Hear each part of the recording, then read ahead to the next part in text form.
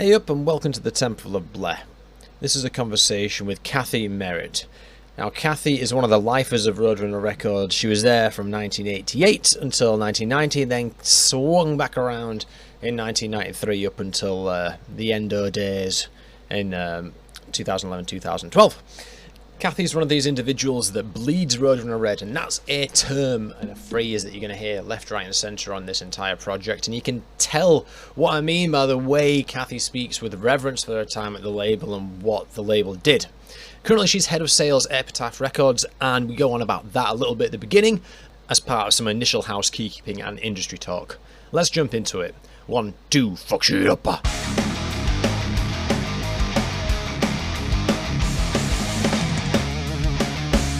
Typo Negative and Fear Factory trained me everything I need to know about being a parent of a boy. I learned from those two bands. From putting them in the van, getting them there, driving through McDonald's, everything in the world that you have to do with man children. I learned from those two bands. So by the time I had a kid, I was so ready. Like, I got this. Yeah, and we'll jump into all that stuff. It's crazy. You're one of the ones which has like the honor of being there the longest. Yeah, I was there. I was there 20 years, and I was just fascinated by the list of coworkers and old bands that you've already talked to. It's just amazing. So hearing different people's stories, it's been pretty cool. But I spoke last week to Ro Coley. I have to see, he is like the linchpin for the West Coast, because he is the one person who keeps in touch with everyone and always checks in and always makes sure you're okay. And my son and their birthdays are a day apart. And so I always check in with him on his birthday and see things. But he was just like, he is constantly reminding me how I am so much cooler than I let myself believe I am. So and purely because of the tours of the bands and stuff that I've. And he's a Star Wars guy. So we connected on that. Oh, he is. And he rubbed that off on my kid for sure, because my kid's a Star Wars guy too. So yeah, it's fascinating. Let's jump into it then. So why do I usually start with these things? I've been completely run ragged today, to be honest, Kath. Well, I have your little notes. I have your little housekeeping notes and stuff like that. Yeah. So the questions themselves are kind of headspacey because but I like, because the core of the project at the minute I'm trying to break it away from the Case and Monty story, because obviously, like, when how am I going to put this into words which won't get me a cease and desist letter? Because obviously Case is he's the head honcho, but Monty was very much the face of the operation. But there's my belief is, and what I'm trying to unravel is, that Roadrunner as a vehicle for disruption in the industry was more than just two people. Identifying bands is one incredibly important part of that. But for me, there's a lot of back office functionality which also helped all move along. And I'm trying to just sort of bring it all together and help people understand that, because everyone knows that Roadrunner is an incredibly special place, and it's an incredibly special, a poignant vehicle for these things to happen. It's how a lot of people got into metal. But it kind of ends at Monty, and people go, "Oh yeah, it's all that." But no, there's a shit ton of stuff going on. So that's what I'm trying to do. I'm trying to unpick a load of stuff and try and bring it to light. You'll know this because you've heard the podcast. I have. But what fascinates me is, because I work much more now in the international space than I did at Roadrunner, because Roadrunner, we did the US operation, and my final job there, I was the operations director for the West Coast office. So I made sure everybody got paid and, the copy paper and all that kind of businessy stuff. But then I still did the physical and digital sales on the West Coast. And so now at Epitaph, I do streaming and sales, but streaming is a global entity. So Alon had run our international office, and obviously which is the start of Case in Amsterdam. And there was a period of time when he ran that office before he went over to Epitaph. And so he and I have known each other for years. And I've had a lot of people that I've kind of came back in touch with at Epitaph that had Roadrunner history. So Roadrunner, to me, it's like some people talk about combat where it's like this is bond that you had. There was some amazing people. And it's so great getting a chance to go back and listen, because some of these people I haven't talked to in years. It's like I said, Ro is this linchpin who kind of keeps everybody together. And, we used to kind of have reunions every once in a while, but then you get kids and everything else that falls apart. But I was fascinated with how well known Monty was in Europe and around the world, because he and Case never really liked to do interviews. So he always had Monty be the face. And so he's, yeah. And Monty's really good about keeping in touch too. He's super cool about that. I was speaking to Marcus Turner as well. And the perspective is interesting, because I know what I think of and feel when I see the little red candy bar logo, right? I know as a fan, I get like my own little nostalgic beats of boom, Trivium, boom, Kill Switch Engage, boom, tap on it. But from your guys' perspective, and this is how Marcus put it, it was just behind this side of the desk, it was just 150 people. Yeah. It was 150 people working around the clock to do things. And that's poignant because for a number of reasons. One, there's no perspective from the maggots' perspective. The maggots are there's an entire army of people who have a different relationship with this thing that you conjured up. Yeah. And secondly, I think these days when we have conversations about work, career, what people do for a living, it's sometimes not so well accessed the end-to-end product lifecycle, right? This is what I'm honing in now. Yeah. I do ramble a lot.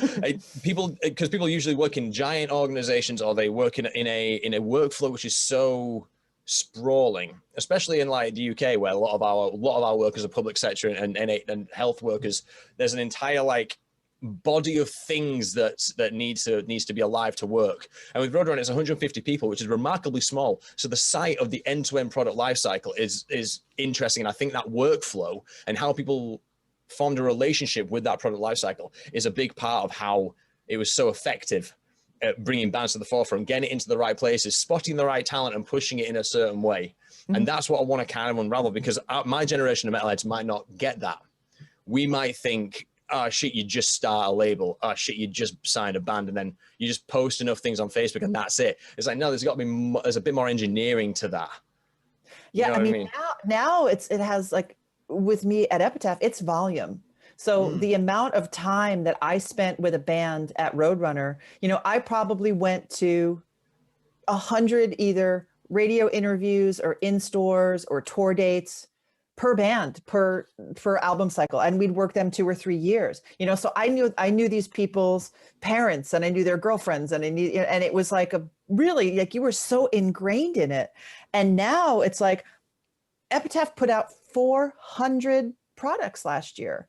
And so you basically don't, like, between radio singles, EP singles, like anything that kind of rolls in and out of, digital and physical, I'm touching. Between Anti, Epitaph, and Hellcat, there's just so much volume that you don't get the kind of quality time. Like, I have bands that I work with. You were asking about, one of the questions you asked was, Architects. Obviously, Architects is a huge, amazing breakthrough for me, coming from Roadrunner, to work with bands like Architects and Parkway Drive and Every Time I Die and Falling in Reverse and Touche Amore. It's like, I got my first gold record that since I've worked there. They're sort of the policy of like, whatever, you have to start a project to get a gold record. So Falling in Reverse, Popular Monsters, like the first gold record, it showed up yesterday. I was like, yeah. It's like that concept of in this day and age, it's like, I've never worked so hard to sell so few records, because it's so much volume and so much quantity. Where Roadrunner, I mean, we would make a one sheet and you sold 100,000 records as soon as that one sheet went out, because we were so targeted at taking care of those. If it was 15 or 20 bands or whatever it was, there was so much targeted marketing, and you spent so much, flesh and blood and time with that everybody that you dealt with, whether it's sales or radio or whoever, like really felt the urgency to be part of it. It was like, I was shocked when I started seeing kids with Roadrunner logos tattooed on their bodies. I'm like, you don't see that with Microsoft and Google and Apple, you know what I mean? It's just like, it's a very, I think everybody wants to feel like they're part of something. And this was where every misfit in the world felt at home. And I think the Maggots were probably a good example of that. But that concept of just like, yeah, we're just as fucked up as you are, and we're good with it. That's a great soundbite for the documentary. You've touched on a couple of things there, which I want to expand on as we move through. Just the difference between, and comparing it to today is a really good way of quantifying the value of the Roadrunner had, because again, it's there's volume and there's also saturation, which is what presumably the volume is trying to combat, really. Mm-hmm. But let's just do the housekeeping and pluggable. So I want to start by basically giving you the floor to tell the world, or my 89 subscribers on YouTube, whatever that number is now, what Epitaph's been up to and what projects you've been working on, and things that they should be directing their attention towards. It's super exciting time. Obviously, like you said, Architects, coming from a metal background, bands like Architects, Parkway Drive, Every Time I Die, Falling in Reverse, fantastic. Touche Amore, probably doing the best work of their lives. They're going to go out touring. If you see them, definitely such a great live band. Thrice, another fantastic band that, they've only had one record on Epitaph so far. Fantastic band. But one really exciting thing that we've been working on is we're moving from this emo rap into this pop punk scene. And so we just dropped a fantastic single yesterday from Little Lotus called Romantic Disaster. He's going to have a record coming out this summer. Gucci High Waters is another one. It's like all these kind of lo-fi bedroom emo rappers that were so influenced by things that Epitaph did 20 years ago. It's really fantastic to start to hear this kind of 808s, adding guitars, adding drums, getting live scenes. Smart Debt's another one, just totally fun project. And then I've got Anti, which like Curtis Harding just dropped a new single. And Curtis Harding is, if you could find the coolest person you have ever seen in your life, like you just look at this guy and everything about him drips cool and effortless cool, from fashion to music to stage presence. He's amazing. Definitely check out Curtis Harding. And then Hellcat, The Interrupters. I can't even tell you how watching The Interrupters explode over the past 7 years has been just fantastic. And we just dropped a new record from the Mighty Mighty Bosstones. So I've been busy. Interrupters, I'm going to hopefully see next June. I think they're supporting Weezer. Yeah, Green Day. It's Green out here. It's Green Day, Fall Out Boy, and Weezer. Same here. I really like how Weezer decided to hold back there's no reason to hold back their album, Van Weezer, other than Rivers saying, "Oh no, this was an arena rock album because we've got an arena rock tour coming." Well, up. right. So, I mean, all the dates are just duplicates from a year ago that got canceled. Exactly. And moved, so yeah. Like here, they're playing like Dodger Stadium. It's like the biggest venue you could play. So yeah, it's gonna be cool. No, it should be insane. But the Interrupters have been on my list for a long time, so I'm looking forward to that. Yeah, so good.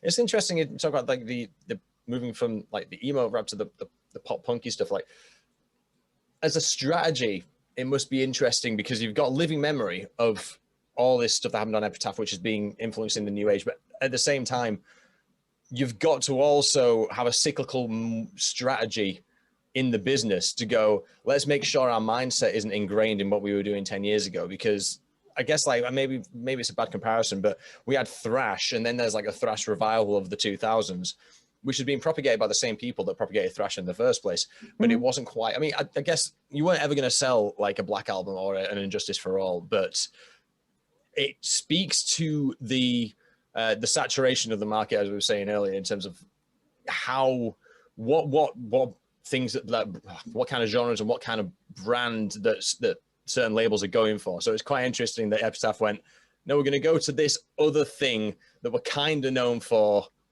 but we haven't really dealt with it in a strictly modern terms. I'm rambling a bit, but do you know what I'm getting at? And the strangest thing is like the best quote I have heard to kind of encompass this, which is my philosophy, and it definitely is Epitaph's philosophy, is the movie Incredibles.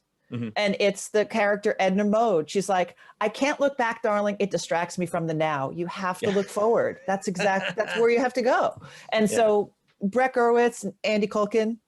Andy is the president of Anti. Brett, obviously the founder of the whole Epitaph empire. Like they look forward all the time. They're always looking for, they were looking forward when they found Offspring in the 80s, and they're always going to be looking forward. And so they are always at the cutting, which fascinating me now is the same people that we worked when we transitioned Roadrunner into Atlantic, which then became Elektra, which is now Fueled by Ramen and all that kind of stuff.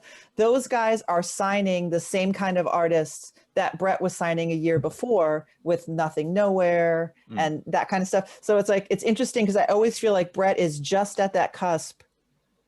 And then the majors are like, oh crap, we have to do that because Brett's doing that. So he's definitely a leader in the space, always. Do you feel like album cycles are like a massive part of that? Because a year into album cycle terms is half an album cycle, isn't it?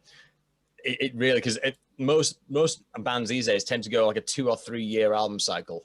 So really, if you want to be innovative, if it was me and I was running a label, I'd be like, let's go for the Motorhead model of trying to churn out something every year or 18 months to make sure if we're ahead of the game, we're staying ahead and we've got our claws constantly in front. Well, I think streaming makes you have to do that. So many of these artists, like this, the cycles aren't even called albums anymore. It's project cycles. So now you get something where, like Gucci Highwaters, for example, in 2019, we started dropping singles from him. We dropped singles every 6 to 8 weeks, all the way through 2020.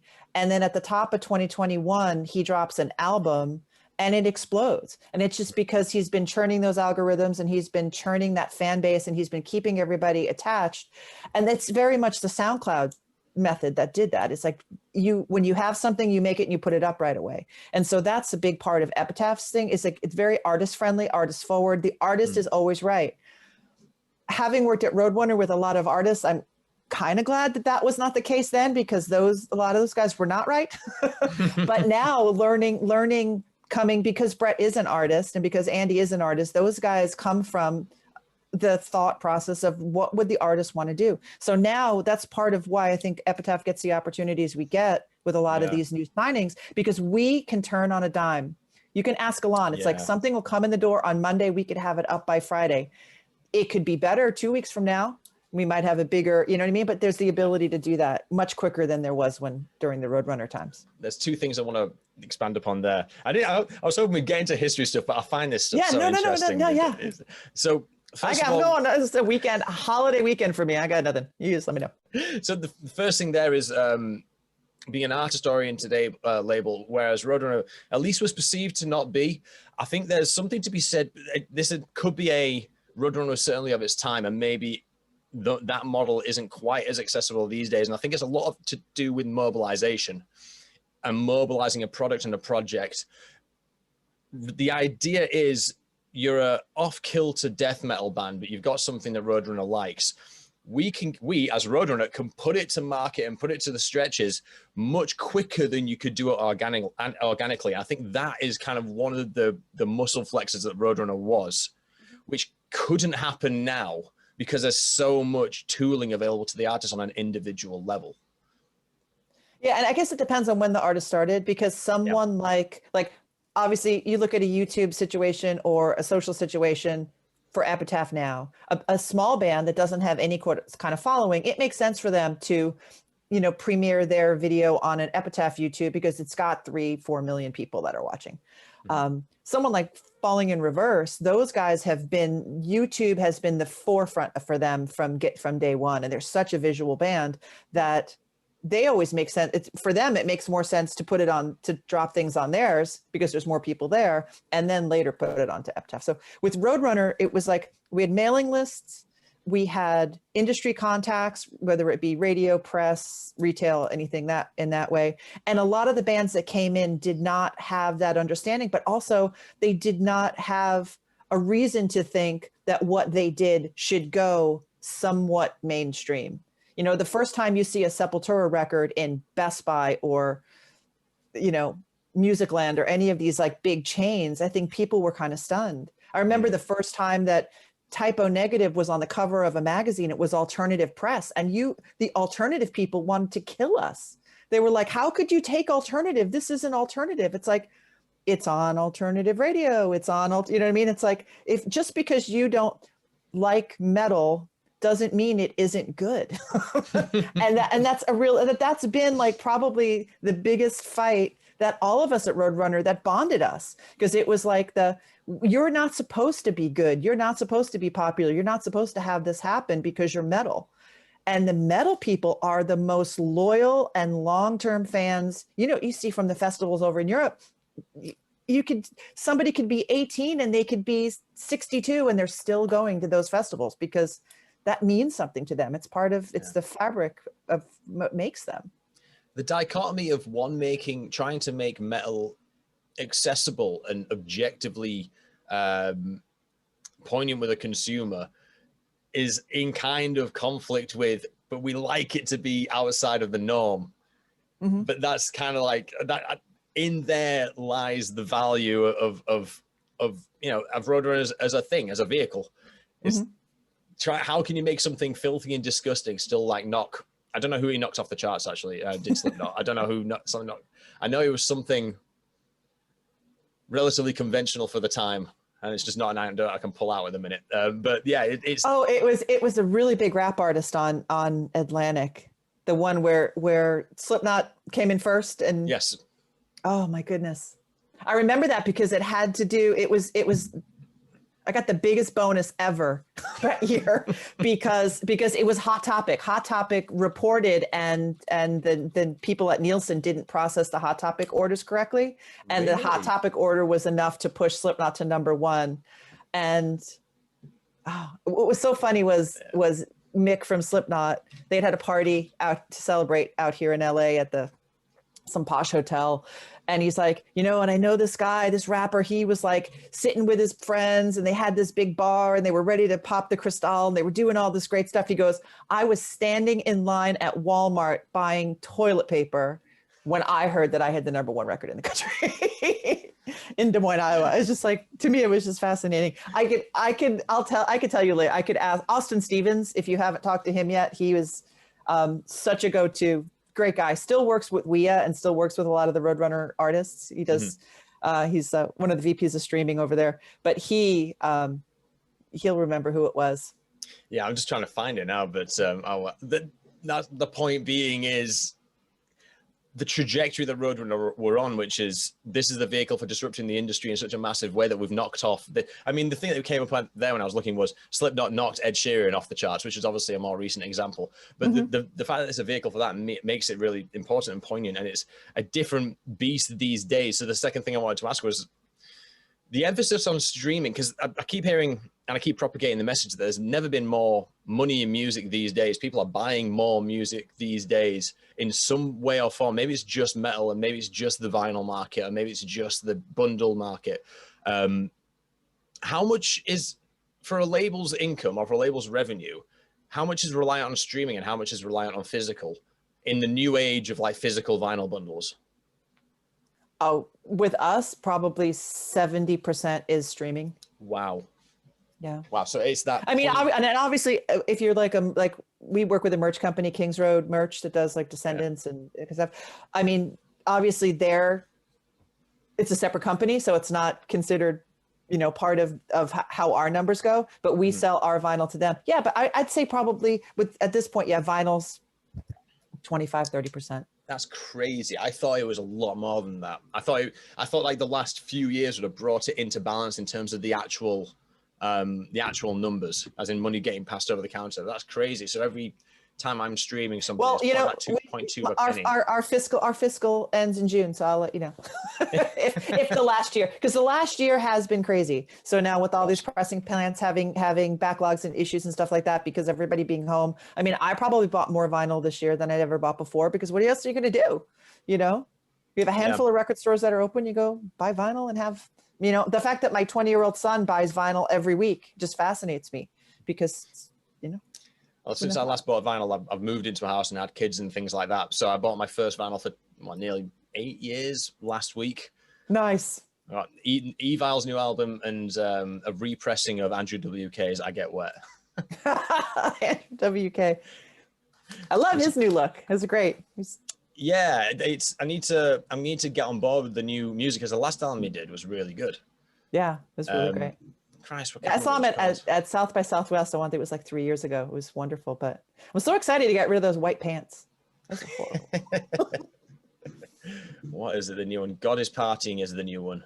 Yeah. Straight on brand. So good. So good. All right, let's dig into some history. Okay, history. So Roadrunner NYC. So this is where you get your start with Roadrunner. So how did all of that come about?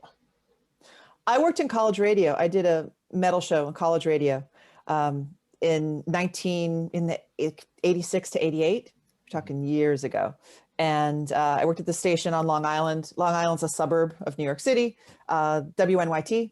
Monty Connor worked at a label called Shattered Records with Paul Di'Anno's Battle Zone. And so his job, he was like a plugger, you know, you'd say in the UK. So his job was to call up all these college radio stations of people that have metal shows, talk to them about the stuff. And we hit it off from day one. So we always talked about different stuff. And I started to intern at WBAB, which is a commercial station on Long Island, and they had the best metal, like commercial metal show, Fingers Metal Shop on Sunday nights from like 11 to 2. And every band that went through New York or Long Island, because we had a club there called Sundance that was a really big hotspot for metal. So every band would come through, would get interviewed on Fingers. So that gave me an opportunity to kind of see what it was like to do interviews and what it was like to have a metal show. And I really kind of embraced that. But because of working at BAB and because of working at the college radio station, I always kept in touch with Monty. And then when Monty moved over to Roadrunner, he started doing radio there. And then Case and Doug Keogh just realized that Monty had something special going on. He is wise beyond his years. And he is much larger than his follicles would have you know. He had such a big, giant head of hair back then. And Monty just kind of had this thing.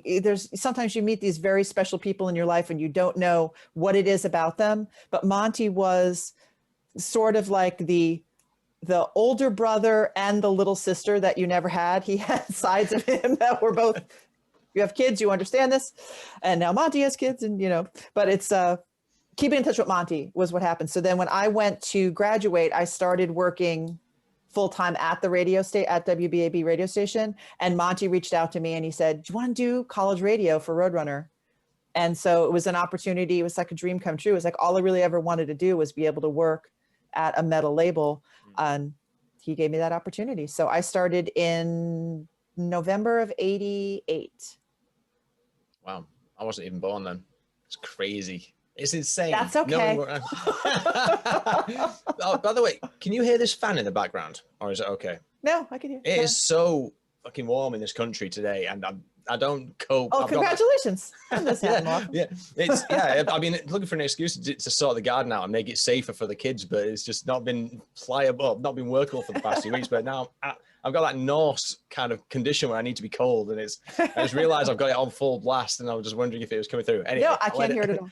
Excellent, fantastic. It's one thing I don't know if this is something you can comment on, because I think it was strictly speaking, it must have been before your time, because it was just as Monty was. Oh no, maybe not, because Monty was graduating into the A&R world, or he was making a lateral move, and then you come in to presumably fill his vacancy, which he was leaving behind.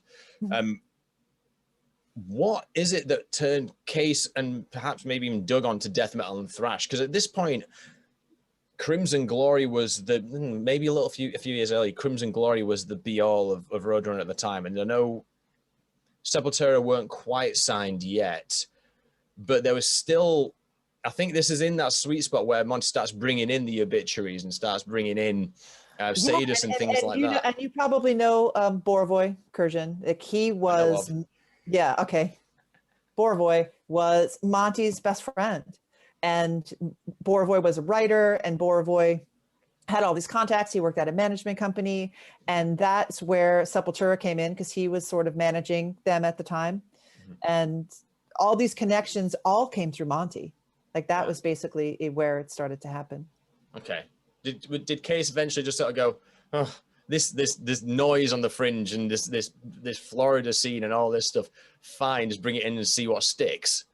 Yeah, I mean, it was funny because obviously King Diamond was the biggest thing ever. Epitaph, yeah. You know, very, very much so. In '88, that was the shit. It was all about King Diamond. For some reason, I forgot that and mentioned Crimson Glory, which isn't untrue. Oh, no.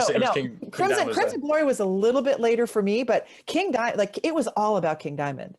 And to this day, I am blown away by the number of people that I have met purely because they loved King Diamond. People in bands, people at labels, people from all walks of life that were, guys at Microsoft, like, I'll send you anything. You want an Xbox? I just need tickets to see King Diamond. Like, still. And now that Metal Blade has them, because I have great friends at Metal Blade, it's like, still, everything about King Diamond and Andy LaRocque it was such a special time.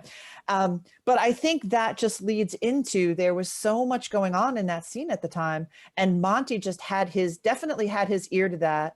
And I think working the Morris brothers, Tom and Jim Morris at Morris Sound, and Scott Burns, all fantastic people that really, and I always joke about Scott Burns, and Scott Burns and I were the two people that if we walked into a metal bar, you'd call the cops, like, oh my God, the narcs are here or something. No, I think that was what helped us get as far as we did doing what we did, because we didn't look like we belonged in that scene. I always looked like somebody's little sister or then somebody's PTA mom. And I would just walk in and you wouldn't expect me to be representing who I was representing. And I don't think Scott had any tattoos. Like, he just was not of that scene at all, but it was just great to kind of have that subversive side. I think that helped. You talked to Jim Salaby. Jim Salaby had the same way until Jim got a little older. He just looked, we would walk into Walmart or Best Buy or whatever, and we would look like we were just business people. We could have been selling toothpaste as well as death metal. It's just the looks that we had. So let's talk about Lafayette then, because everyone has a great affinity for that office. And what Jim mentioned, oddly, you mentioned Jim Salaby, who said the desks were in a circle. Yeah. It was like a pit. What's in the middle of the circle? That's what I want to know. So it was so funny because you asked about the layout. So I actually sketched out the layout. So what's funny is the offices, I'm looking at right now. So the offices it was like a giant rectangle that was broken up into 3 rooms that had doors between the 3 rooms. And so the big main room had a salesperson. When I started, it was Jonas Naxon, who's the president of Spine Farm. Of Spine Farm now, and a woman named Lydia Sherwood, who was the press person. She sat next to me. There was always a retail person. That person, I think Doug Jacobson was at one point the person there, and then I was in the corner doing radio. So it was like we could all kind of touch each other from where we sat. Mm-hmm. And by the time Jim came along, it was a bigger space, but it was always still this kind of like 3-room thing, because it was like the first door you would walk in, because with Lafayette, like we at one time, Doug, Keogh, like we were in the first room. So we always called us, like we were like, when someone's coming in with a gun, we were going first. Because the door, like there was no way to stop. Like the door just opened. It was either locked or unlocked, and the door just opened into the room. There was no, sort of sitting area that kept you safe at all.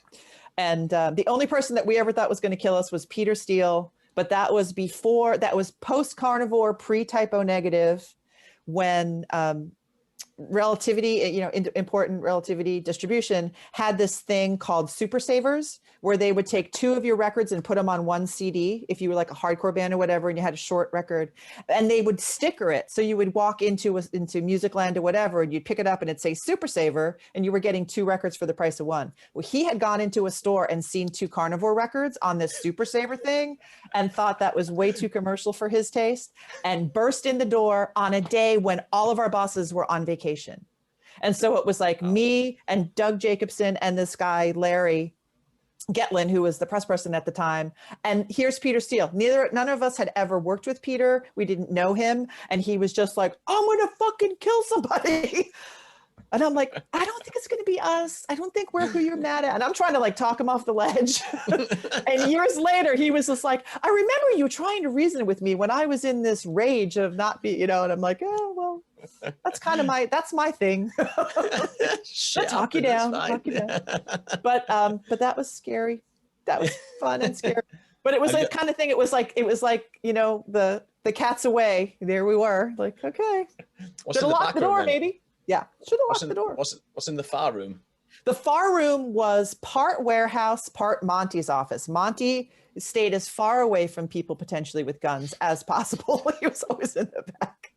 And Case would be back there too. Like Monty and Case would be together with on the time. Like Case was probably there like every 2 months or something like that. He'd be there for a week or so. Yeah. And then Doug Keogh was in the middle room in the back, and he had his little finance people, and that's where the radio people started. But then we got too loud. We had to move to the front room. And then the front was like that. It was like a marketing pit. Epitaph still has a marketing pit. We call it Thunderdome in our office. So it's like the press people and the digital people are in one space, the marketing people are in another space, and then radio and press and Epitaph have their own room because they're too loud on the phone. You don't want to hear it. So, but that was a super fun office. It had been the original offices for Mad Magazine, and that was Doug Keogh's calling card ever. So that you can go online and see the Mad Magazine, like they talk about, like there's movies and stuff about Mad Magazine, and you see the original business card, and it was 225 Lafayette. And so that was one of those fun tidbits. Making a note, because I haven't seen any images of the Roadrunner office as the Roadrunner office. But you are right, Mad Magazine is quite a well-recorded thing. So I bet there's some pictures of the Lafayette office, and I have pictures of the Lafayette office. I'm looking right now at this. I don't know if you see it, but this is Borovoy and me and Jeff from Annihilator at an album release party that we had in the office. Roadrunner always had their Christmas parties in the office, right, no matter where their office was. So each year, as the offices got bigger, the parties got bigger. But it was always this fascinating thing where it was as much booze as you could humanly, conjure up, like 4 trays of food. So never enough food to go with the amount of booze you were serving. And you were always the next day finding out that someone had sex in the president's office, whoever the president was. It was Case or Derek Schulman or Jonas, whoever. Somebody always brought a friend, and they ended up having sex in the president's office. And then somebody's stuff got stolen. It was always like somebody stole a monitor. Like when monitors were like 400-pound thing. How the hell did somebody walk out of the office? Like we were just too much drinking. So I think I need to let's dissect some of the Christmas, because you've been there for so long. Have you got any favorite Christmas party stories? I've been advised to ask about Christmas parties more often. So I'll take the opportunity. When we had Christmas parties outside, there wasn't that many that we had outside of the office, but we did have one when CBGB's they were gonna go legit, and they cleaned up their downstairs and made like a party space that was not the most horrible thing in the world. Like it was nice and velvet, and it was really red and cute. And the guys from Typo Negative came, and it was like if you had artists at a party, it was always a lot more fun. But I joke now with my husband. I'm like, I think because of all the time we spent at CBGB's, that's why none of us here got COVID. Because if you've lived in and out of like the Whiskey A Go-Go and CBGB's bathrooms, you probably have caught everything in the world well before, and you're well vaxxed. But the Christmas parties that were at the office, it was funny because once the LA office started, the Christmas parties in New York got bigger. And so then we would just come in for those. Mm-hmm. But yeah, I mean, it was great. It was like you'd interact with artists, to be standing somewhere and have like Alex Newport and Jerry Cantrell and, guys from Typo. It was great to have. It's like everybody wanted to get an invite to that party. That was like the key thing in New York. And it always rained sideways. Like you'd get your hair done, get dressed, whatever. The ladies are all looking nice. And then you walk in and you're like, oh, always horrible. But fun, always fun. So moving into the day job then. Day job. So as you're coming in, and as you say, we've got King Diamond, Tippy Top. We've got all this incoming death metal from Florida and from Morrisound. How's your day job going? Is it an uphill struggle to get these guys the right airplay? Or are the connections which have been established by the label into these various press outlets, did this play to your advantage? What was it like? Well, back then there was like Rip Magazine, and there was Metal Maniacs, and there were these places that specialized just in metal, and that was great. Because in LA at that time, it was all about the hair metal bands. Everybody was, Trickster and Winger and all that kind of stuff. And so for us, we were an alternative to that. And there was a lot of more underground places that wanted. Was that by design to go against glam?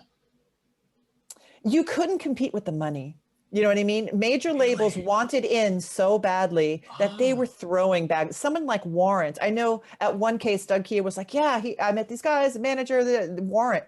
Like Warrant wanted millions of dollars to get signed. There was no way that that was going to happen with what Case had then. That was really the sort of the seed of the 360 deal. A Roadrunner deal at that part, for the most part, an artist would come in, a 7-year deal, which is unheard of now. And he would want publishing, he would want merch, and he would want product rights. So you pretty much, you got money and you were able to make somewhat of a living, but that sort of print, that was not something that majors were doing. They were going out and getting separate deals at all these different companies, companies like Bravado and for merch, or Warner Chappell for publishing. Like they were all trying to get a piece of this hair metal thing because it was, Headbangers Ball and all that. It had TV and it had radio and it had all this kind of stuff going on. My husband, when I met him, he worked at a place called Pirate Radio. They did nothing but hair metal 24 hours a day, commercial radio station in Los Angeles. There's probably no one that knows hair metal better than my husband at this point. It's just like insane how much I'm like, I had no idea Taiketo was so important. But for us, King Diamond was the calling card for sure. He sold records. People knew who he was. He was well established in that scene. Annihilator came in and blew the world away. I mean, Jeff Waters is such an amazing character, but such an amazing guitar player. And I think people did not expect that to go in.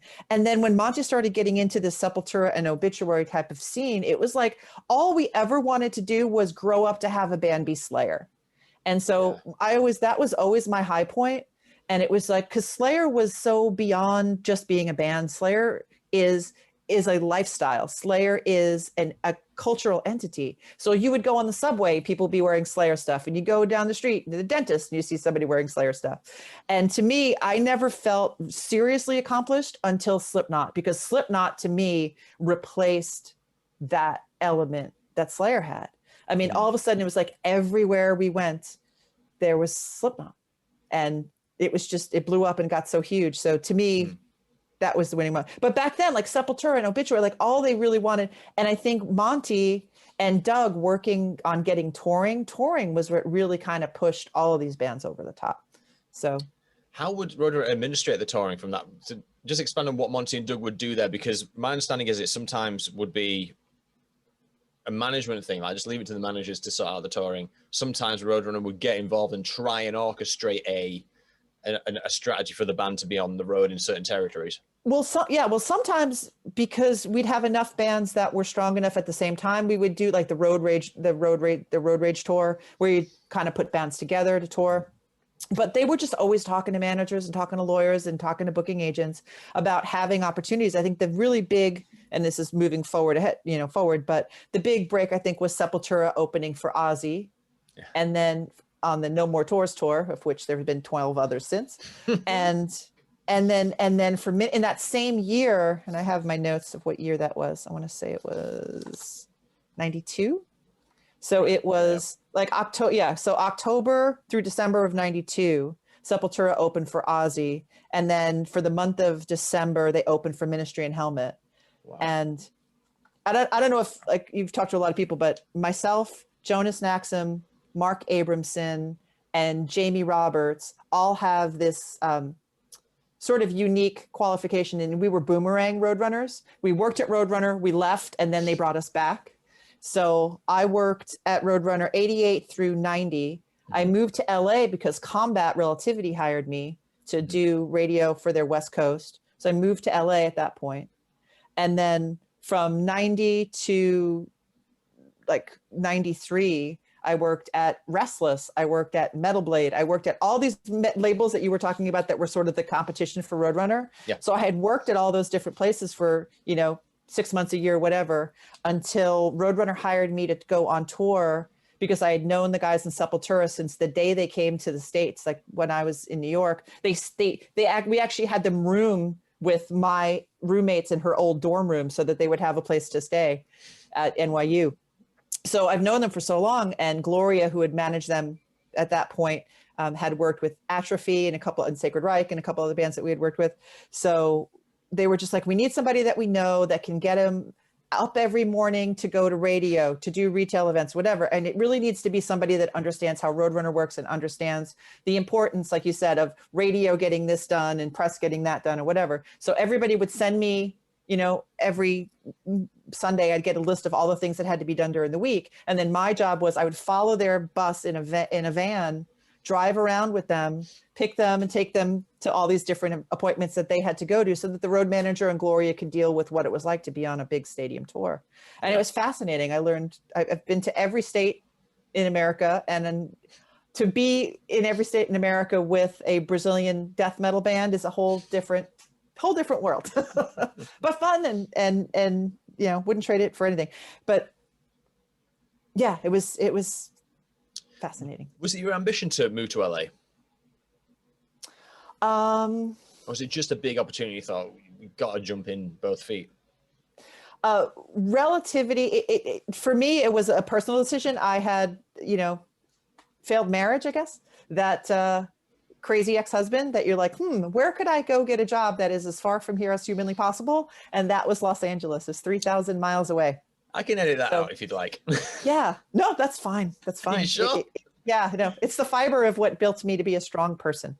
So crazy ex-husband, I got this opportunity because I had worked. It's really weird because Relativity, because they had their label and they had their distribution, and we had important red distribution. So we knew all those guys, but they had, where their offices were in New York and Hollis, Queens, they were all like one big pit too. So the Alan Beckers and the Howie Abrams and all these guys were all in the same space, and they all knew each other really well. And our bands toured together and we worked together. My best friend at one point worked at In Effect. And so we would go out and do stuff with Scatterbrain and things like that. Wow. So when I started talking about wanting to live in LA, they were like, hey, we need a person out there. So they hired me. So that was just a natural fit for me. And the best thing I ever did, honestly, because even though it was only about 2 years, I met my husband of 25 years there. I've met some of my best friends, I'm friends for life I've met at that place. So yeah, it's definitely a good thing. So when they bring you back to LA, when Roadrunner brings you back to LA, there isn't an LA office there at the time. There had been with Bob Nalbandian. So there was a gap, wasn't there? Yeah. So what happened was Bob Nalbandian came in. I know you've talked to Bob. And he was kind of working out of his house, and then he had like a little office. And Bob was like, they were trying to make him be everything. He was very he had to do press, and he had to do radio, and he had to do retail, and he was overwhelming. And Bob had his own thing. He makes films now and does podcasts and all this great stuff. And he was like a great guy on the scene and the right person for that. But when I'm not exactly sure how Bob parted with them. But when Bob did part with them and Monty started bringing in more and more bands were talking about the fact that Roadrunner didn't have a presence in LA. Okay. And so you needed that just for the press, you needed that for the radio, but you also needed that in order to attract other bands. I feel like it was definitely an A&R. It kind of feels like this, when I was saying about mobilization earlier, it's kind of that, isn't it? Because you want to be able to be responsive, especially when you've got Metal Blade across the road. You got Metal Blade Epitaph down the road. You've got everyone else that's on the West Coast. You want to also be the guy that's going to the shows and having the conversations on the ground, I guess. Yeah, exactly. And that's, I think that's how things like Fear Factory and Machine Head and all those West Coast based bands kind of came into play, because they always know that there was somebody there. But what really made like the fiber of that LA office, because one of the things you had asked was what was so important about the LA office? The people were so great. So myself and Kevin Estrada were the first two in there. Kevin Estrada did A&R, signed Spine Shank and Anyone and a whole bunch of really cool bands. But he was such an entity. He was a very well-known photographer before this all came to be. And he photographed everyone under the sun. And he knew every band manager, and he knew every lawyer, and he knew every booking agent, because he was in and out of 3-4 venues a night at that point. And so he was such a great asset there. But then Ro Coley, he was a Jersey boy. He was working in New York doing the road crew. And that just exploded. And then having him on the West Coast, when he decided to move out to the West Coast, it got to be like Bob had mentioned in his talk with you, like a lot of people in New York were like, God damn, if I knew there was going to be an LA office, I would have volunteered to move. But I think what Case and Doug wanted was they wanted someone who could live LA, but also speak New York and speak to the outside territories. You know, because there was always, like Michelle Kerr in the UK doing press, there was always press things in LA that she had to come deal with. And so people were flying back and forth. And I can't even imagine the expense of that, flying people from, you know, the UK to LA because of a big show or whatever. And so having a press person and a radio person and a retail person and an A&R person. And then when they got into that radio time, when it was like the Nickelbacks and the Theory of a Deadman's and, you know, Blackstone Cherry, those kind of things. Then they brought in like these kind of almost pop radio guys. They didn't last very long, but you know, but Rob Weldon had been our regional guy out there for the longest time. So it was like Rob and Ro and Kevin and myself, Maria Gonzalez, who had come from New York out to do press. And then we had a woman named Michelle who did like sync and licensing stuff. She would like get the movie soundtracks and stuff like that. Michelle Van Arendonk, yeah. That's it, yes. Yeah. I've tried to reach to her. But tried to reach her through her, what's she doing now? It's like a dog. Yeah, I think her husband, she and her husband own a dog store, like a dog. Yeah. And how would you describe that? It's like professional dog equipment outlet. It's not a dog shop. I couldn't. Oh no. I think it's stuff. Yeah, I know. I think it is for working dogs. You know, like drug sniffing dogs and things like that. It's like they sell like, Yeah, no, it's fascinating. Yeah. The Roadrunner LA is such a blind spot, so that's why I kind of focused a lot of my questions around that. So feel free to railroad with interesting observations or anything else that you think is important if it does get a bit stale. But you kind of hit the nail on the head in terms of the whys of LA, which is just pragmatism, especially as you move into the 21st century. And there's so much integration between the music industry and, say, I'm going to call it Hollywood, kind of like conventional media, which happens on the West Coast. It just makes a lot of sense. So, well, that's what Rip Magazine was. That was a really big entity then. And and KNAC. Like we had the West Coast of the United States had more active rock radio stations. These were the radio stations that were willing to play things like Korn and things like Deftones and stuff like that. And that was where like Typo Negative, Life of Agony. I mean, you talk to Mark Abramson. Mark Abramson came into Roadrunner New York as my intern because I had an issue. I was having a hard time with deicide. And I'm just like, I'm not really selling this deicide so well. And I think it's because they scare the shit out of me and I don't know how to deal with it. And I don't know how to talk that talk, but I know this guy who could talk the talk. Maybe we'll bring him in as a summer intern and let him work that first deicide record and let him bring that message. So that's when they broke Roadrunner. I think it had Roadrunner and Road Racer as two separate labels. And Road Racer and RC, these were much harder bands. And then Roadrunner became your Crimson Glories and that kind of stuff that we tried to take to commercial radio. So, and a lot of it had to do with distribution change. You know, we had changed from had been with Important for a long time. Then we went over to MCA, and I think it was RC was IRD. RC, and then Road Racer and Roadrunner were MCA, I believe. Yeah, we moved over that way. So when the distribution switched, we had to switch names. And then the harder bands stayed on the independent distribution side. And Mark, he slayed it, man. He could have walked in the door like, I know Cannibal Corpse personally. Like he worked in Buffalo, New York at the radio station there, the college radio station. He is another Long Island kid. He and I grew up, we didn't know each other back then, but we grew up just a couple miles from each other. And he is probably one of my lifelong friends in that space. He is just so solid. And another boomeranger. He was one that left. We always joke that we had to leave in order to find mates. Otherwise, Mark and I would have had to either marry each other or we both would have had to marry Monty. So we left, we found mates at other labels, and then we came back. So it's necessary. How was I was going to make a point, but I can't remember. Oh no, yeah. Also, there's also an A&R function that's happening in LA as well, because the time that they opened up the LA office, it is like grunge is starting to happen, and things are starting to, there's a territorial differential between in the United States as to what output is going to be churned out from whoever's going to be on the ground at the time. Was that always the case? Was LA always like completely different from the rest of the world, or was New York always completely different from the rest of the states? I mean, as far as the bands that work there, I think that the radio and the press outlets had a lot to do with that. I mean, Monty, I think our biggest jump into grunge was Grunt Truck. Yeah. You know, Monty got them, and they were managed by Matt Vaughn, who owns Easy Street Records. Like, he is still like the coolest record store in Seattle, which is great. And I still talk to him, but you know, that came out of that scene, you know, that because Case was never one to follow a trend, but at some point he would relent. Like, I remember we had a swing artist called Big Rude Jake, where he was like, okay, we'll find a swing artist. You know what I mean? But he never let go of the core. He always knew. But then there was no denying that when radio started to get bigger and bands like that sort of post-grunge, they called it, you know, the Nickelbacks and the Theory of a Dead Man, that kind of stuff, all coming out of Canada.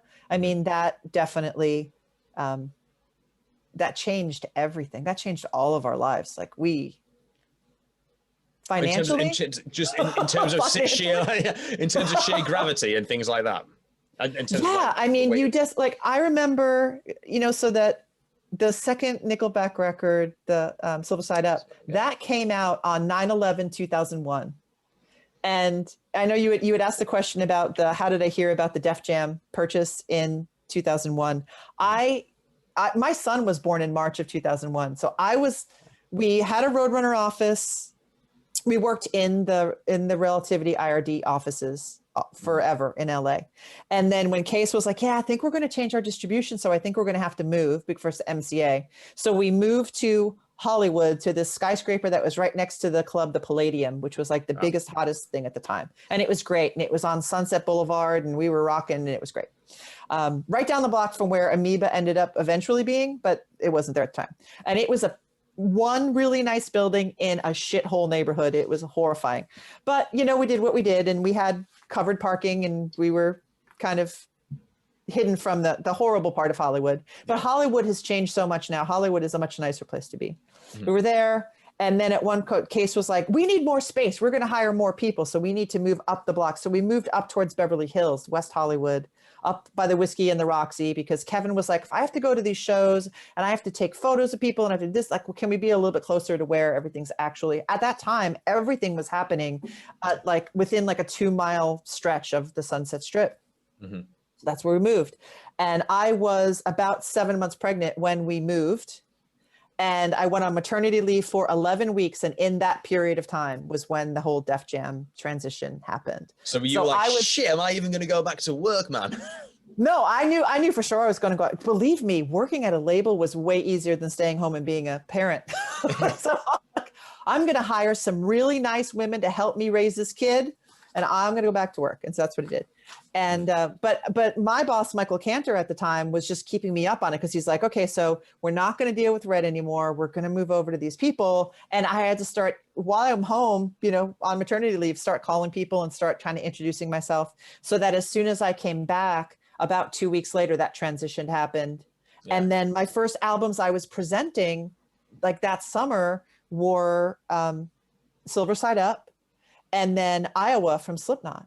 Yeah. And so I'm walking in being like, this band has a gold record. This is the coolest thing ever. This is going to be huge. And then, yeah, we have this radio band and they're going to be kind of cool too.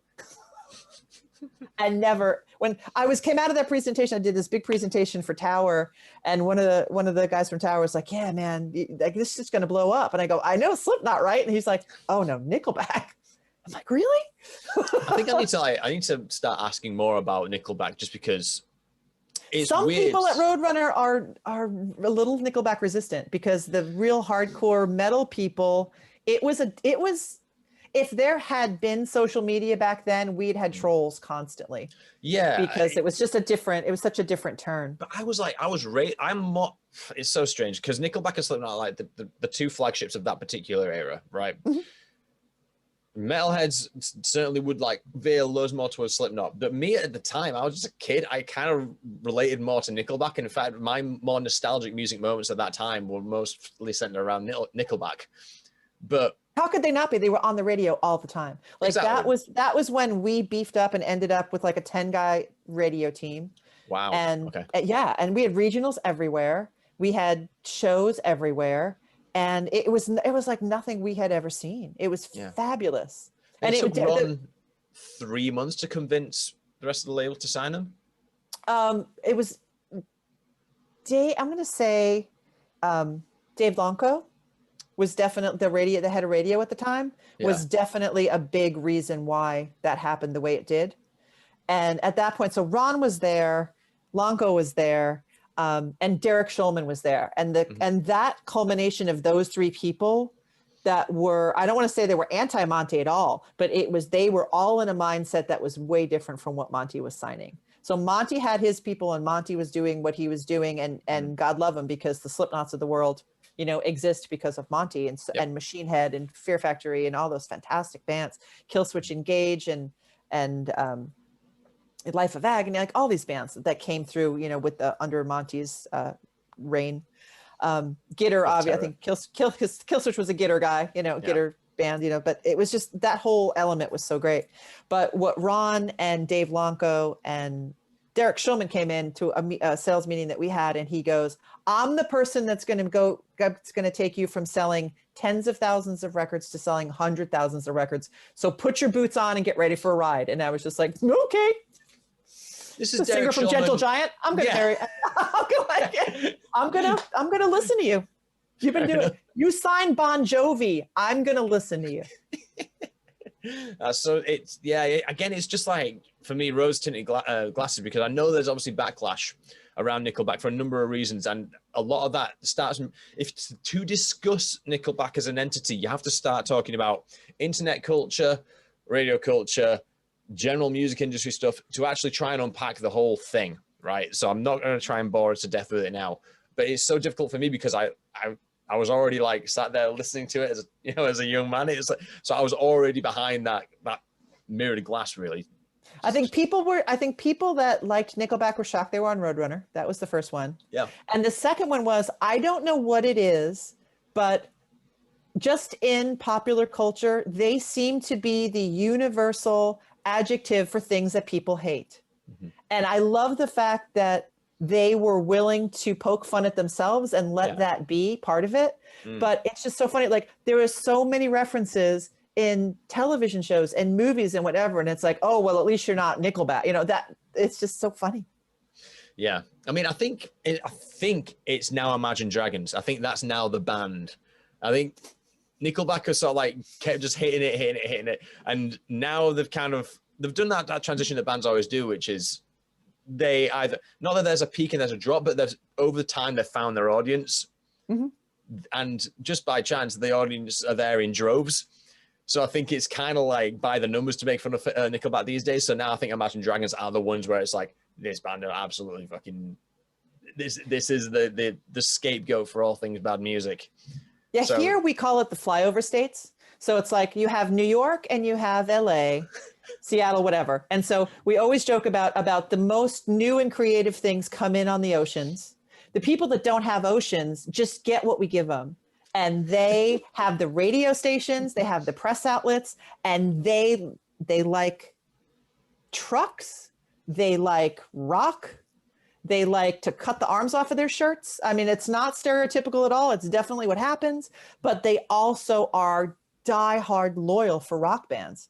And so Nickelback, anytime Nickelback had a song that had any sort of sexual innuendo, that was the biggest thing in Detroit. It was the biggest thing in Minnesota. It was the biggest thing in Iowa, and it would explode. And to this day, my son's 20 years old, like way younger than he should know, but Rockstar is still his favorite Nickelback song. Song is just great. That's crazy. How are you doing for time, by the way? Are you okay for time? I'm fine. That's fine. I'll allow like I said, holiday weekend, man. I got nothing. I'm good. Is it a holiday weekend for you as well? Yeah. What holiday is it? It's Memorial Day. Okay, we just call it a bank holiday where the bank's shut on Monday. I think it's Mhm. we call it a bank holiday to set the expectation that you're not going to get anything done over this weekend period. I don't know. Fine by me though. I'm not fucking working on Monday anyway. Again, talking about the geography of the whole arrangement, was there ever a challenge? Because from a promotional perspective, your entire job is to get the volume of promotion that you're putting out there, and take the listens and take the runs of certain records and turn them into sales and make that transfer happen. Mhm. Was there a challenge territorially to push certain records? Like I know Bloody Kisses was the campaigned record. It's going to be, this is Case's first gold on Roadrunner. This is going to be the label's first gold. It's going to be a whole thing, and we're going to calculate it down to a T. Was there a challenge with you being in LA? Was it a different market, a different category of things to do? We had global priorities, and definitely Typo Negative was a global priority. There was no doubt about that, as was Sepultura. Right. Where everybody all at the same time. So the international offices, every territory was all working on that project, number one, all the time. Then there were more developing artists. And at that point, Machine Head was a more developing artist. Coal Chamber was a more developing artist. Fear Factory had jumped pretty quick, so it was within probably a year of the very first Mortal Kombat compilation where Fear Factory had a track and got their first gold plaques. I remember delivering those plaques to them at a bar and having pictures, taken for the press and stuff. That all of a sudden they're, demanufacture and all these records started to come in and those started to go gold. So once that Typo Negative record went gold, then it was like, oh, Roadrunner is a label that can make things go gold. And so it upped our presence everywhere. Credibility as well. Yeah. And so that's when we expanded our sales staff. We realized that national accounts, which were all based at that point out of Minneapolis. So Scott Stiglich, I know he was in one of the photos that you said, Scott Stiglich was a guy that we had in Chicago. He moved to Minneapolis and started working the Best Buys and the Walmarts and the Music Lands and all this different kind of stuff. We just got an opportunity to expand. So I started out with that LA office. I was the only regional person just doing, like Bob Nalbandian had said, you're doing a little bit of press, a little bit of radio, a little bit of retail, and trying to be all things to all people. And then all of a sudden, every one of those jobs that I had, there was a person doing that job full time. And then there were radio people across the country and there were press people across it's just like, it just grew and grew and grew. So more manpower, definitely, more sales, gold records, things like that got us the ability to have more manpower. But I think on the West Coast, we had to develop a story, both press, radio, retail, whatever, for bands like Coal Chamber and bands like Fear Factory and bands like Machine Head until those bands got on tour. Coal Chamber went on tour with Slipknot and Machine Head. And it was interesting seeing Slipknot kind of start in an opening situation with some of our bands and then go beyond. But yeah, I think that our responsibility at that point was to develop the smaller bands so that they could go onto a national tour. And you mentioned create a story with the developing bands. What does that mean? Basically, a sales in a market. If you had a band that was from LA and somebody could go look at sales in LA and they weren't at the top of their game, it's like, if you're not big in your hometown, where else are you going to be big? So things like that. They were just, at that point, methods and ways that you could go in and work with people and be able to boost the presence of an artist as far as their sales numbers.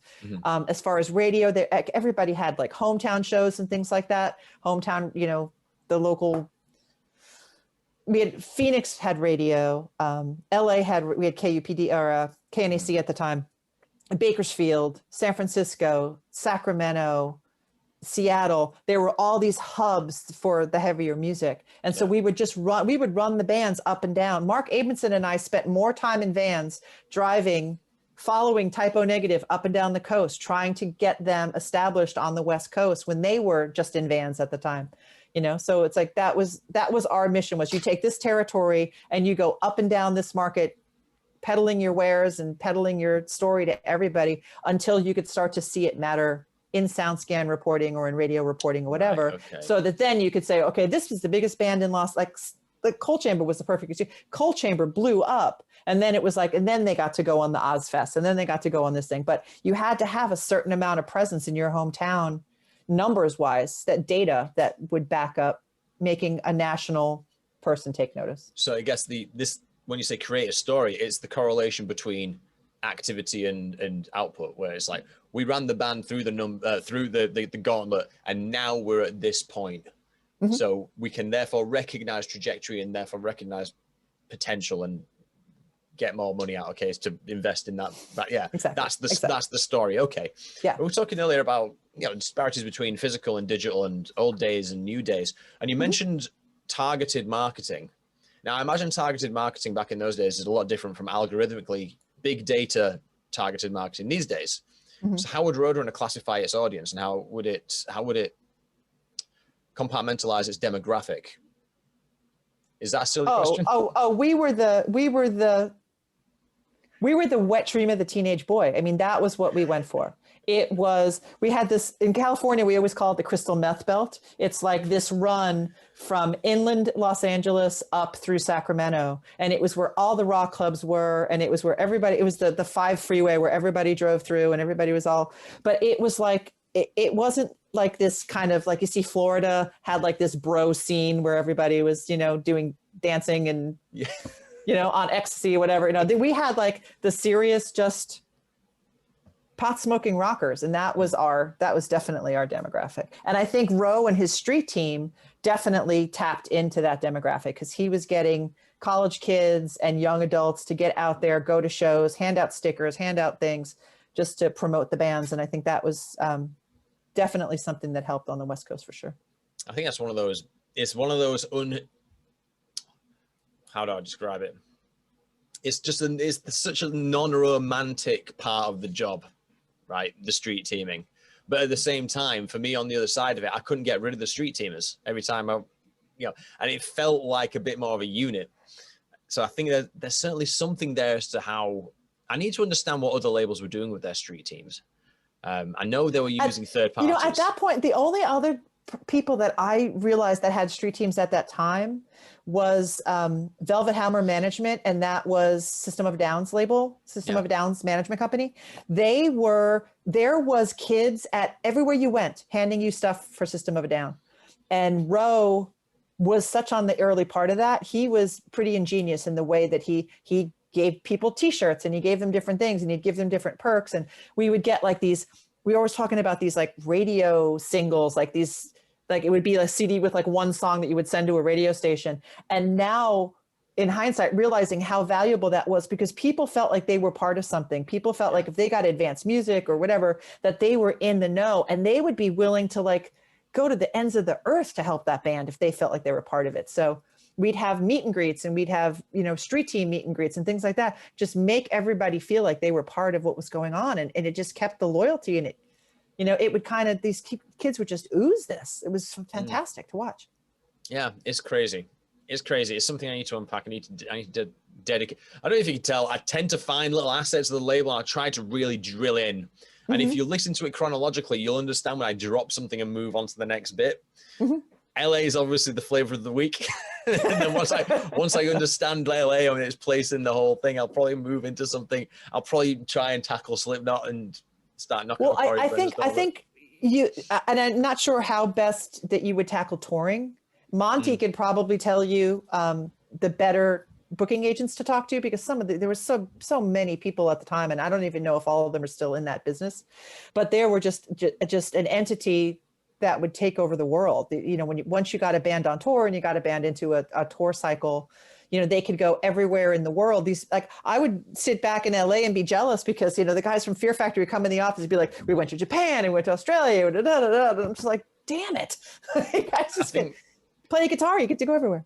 I think the question is around touring, and it's not for one for you to answer, but it's one that's sort of on my wall there. I'm like, why does this resonate so much?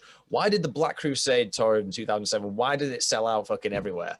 Because obviously it was the lineup, but no one was equal on that lineup. And I don't know, was it more than the sum of its parts because they were all Roadrunner bands and they were all shit up, apart from Arch Enemy, which weren't Roadrunner at that time? or ever Roadrunner. It doesn't matter. But the point being is someone's doing the numbers somewhere and going March, France. That's when in between these tours, someone's crunching the numbers and doing that. And that's what I'd love to find out. Because there's a design, it's a method to the madness. And that's what this whole thing is fucking about. Mark Palmer's going to know. Anything that's about European, Mark Palmer's going to know. Alon may have a good idea too, but Mark Palmer's going to know for sure. He knew where all the bodies were buried everywhere. He's not coming anywhere near me as Mark Palmer, unfortunately. His son's been in touch, but Mark won't. Hang on. This is me making a cut. That's me editing it out. There's certain people that won't speak to me, and that's completely fine because how annoying would it be if you worked at Nuclear Blast in the higher ups and then you saw Monty and Mark talking about their ex-girlfriend every week? You know what I mean? So I totally get it. There's something, and I need to figure, maybe this is a Michelle Kerr question as well. It's like understanding territorially how the UK had a very special relationship with Roadrunner bands. And it's something to do with the infrastructure. It's something to do with how they hit these cities. And it's something to do with how they utilize these Friday through to Sunday nights, I think, in my experience being there. But again, that's something I just need to unpack. Yeah, if Michelle's willing to talk, she was such a part of that.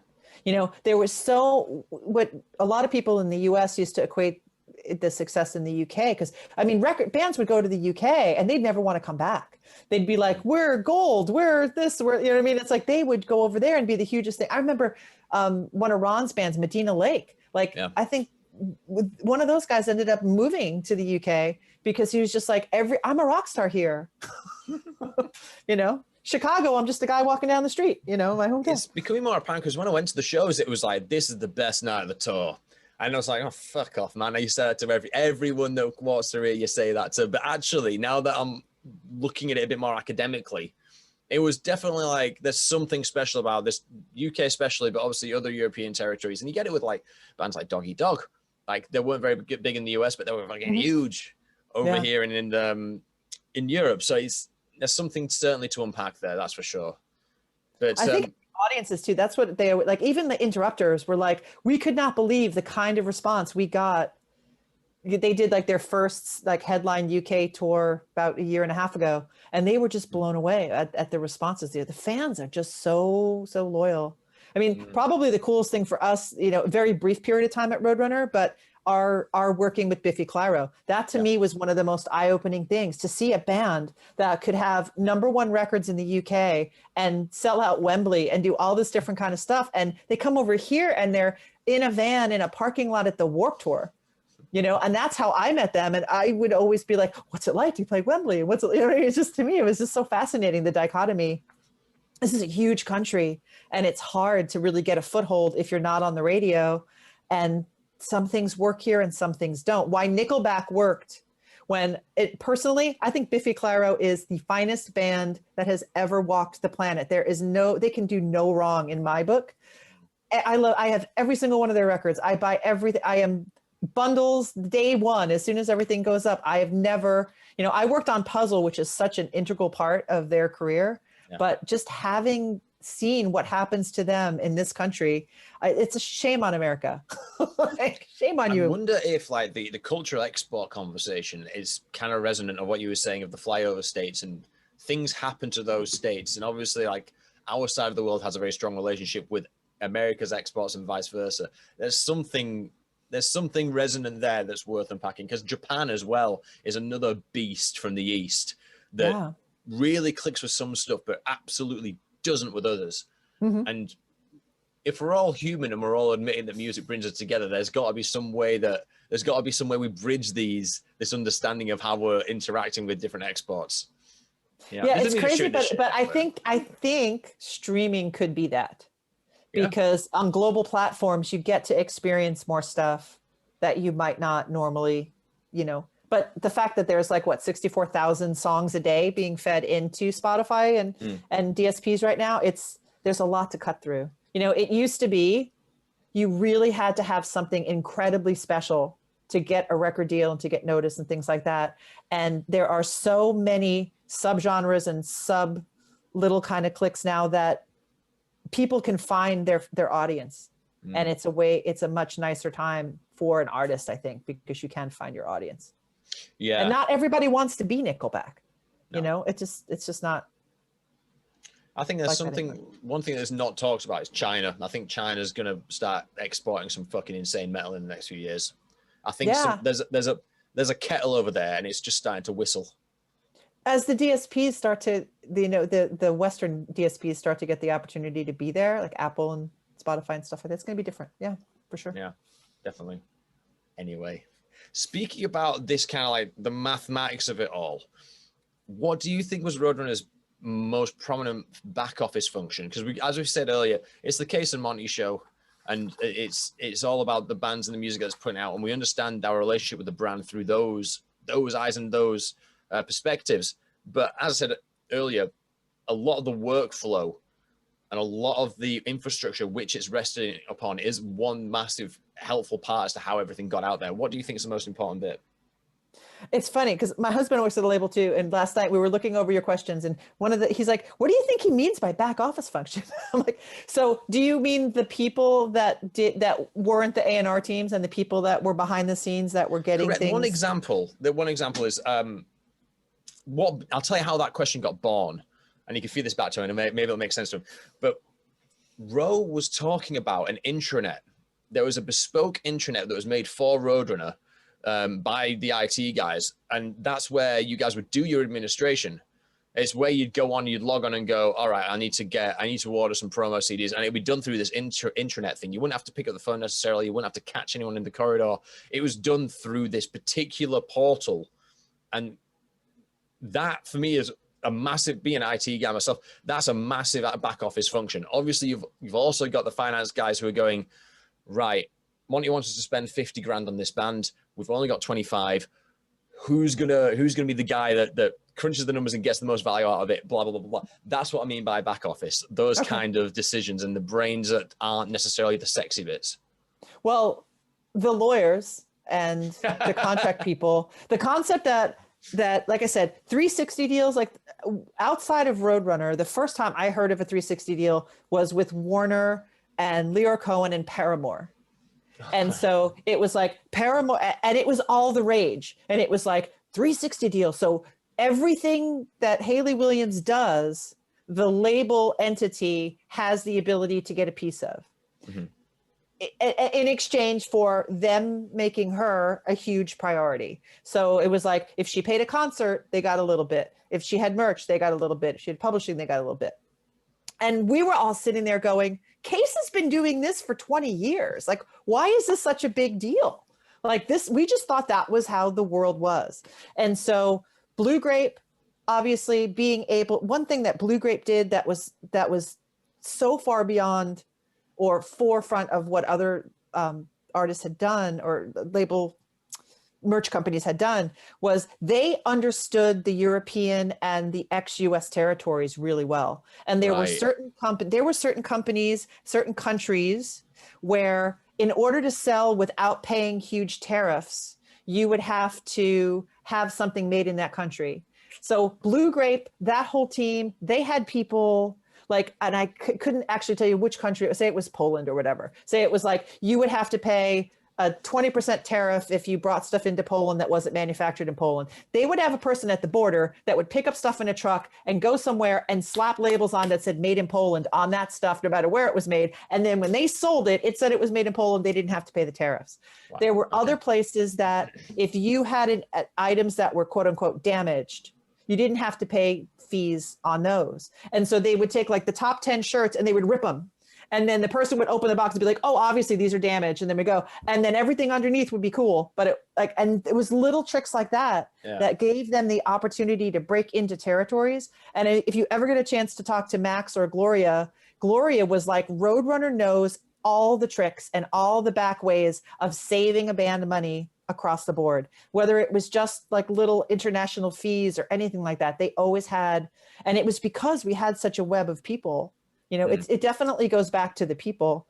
The one I'm going to say that because Sean McGoldrick was one of the big IT guys, and Rich Perkins. Rich Perkins is still, I believe, at Atlantic now, and Sean's kind of a real estate investor mogul guy.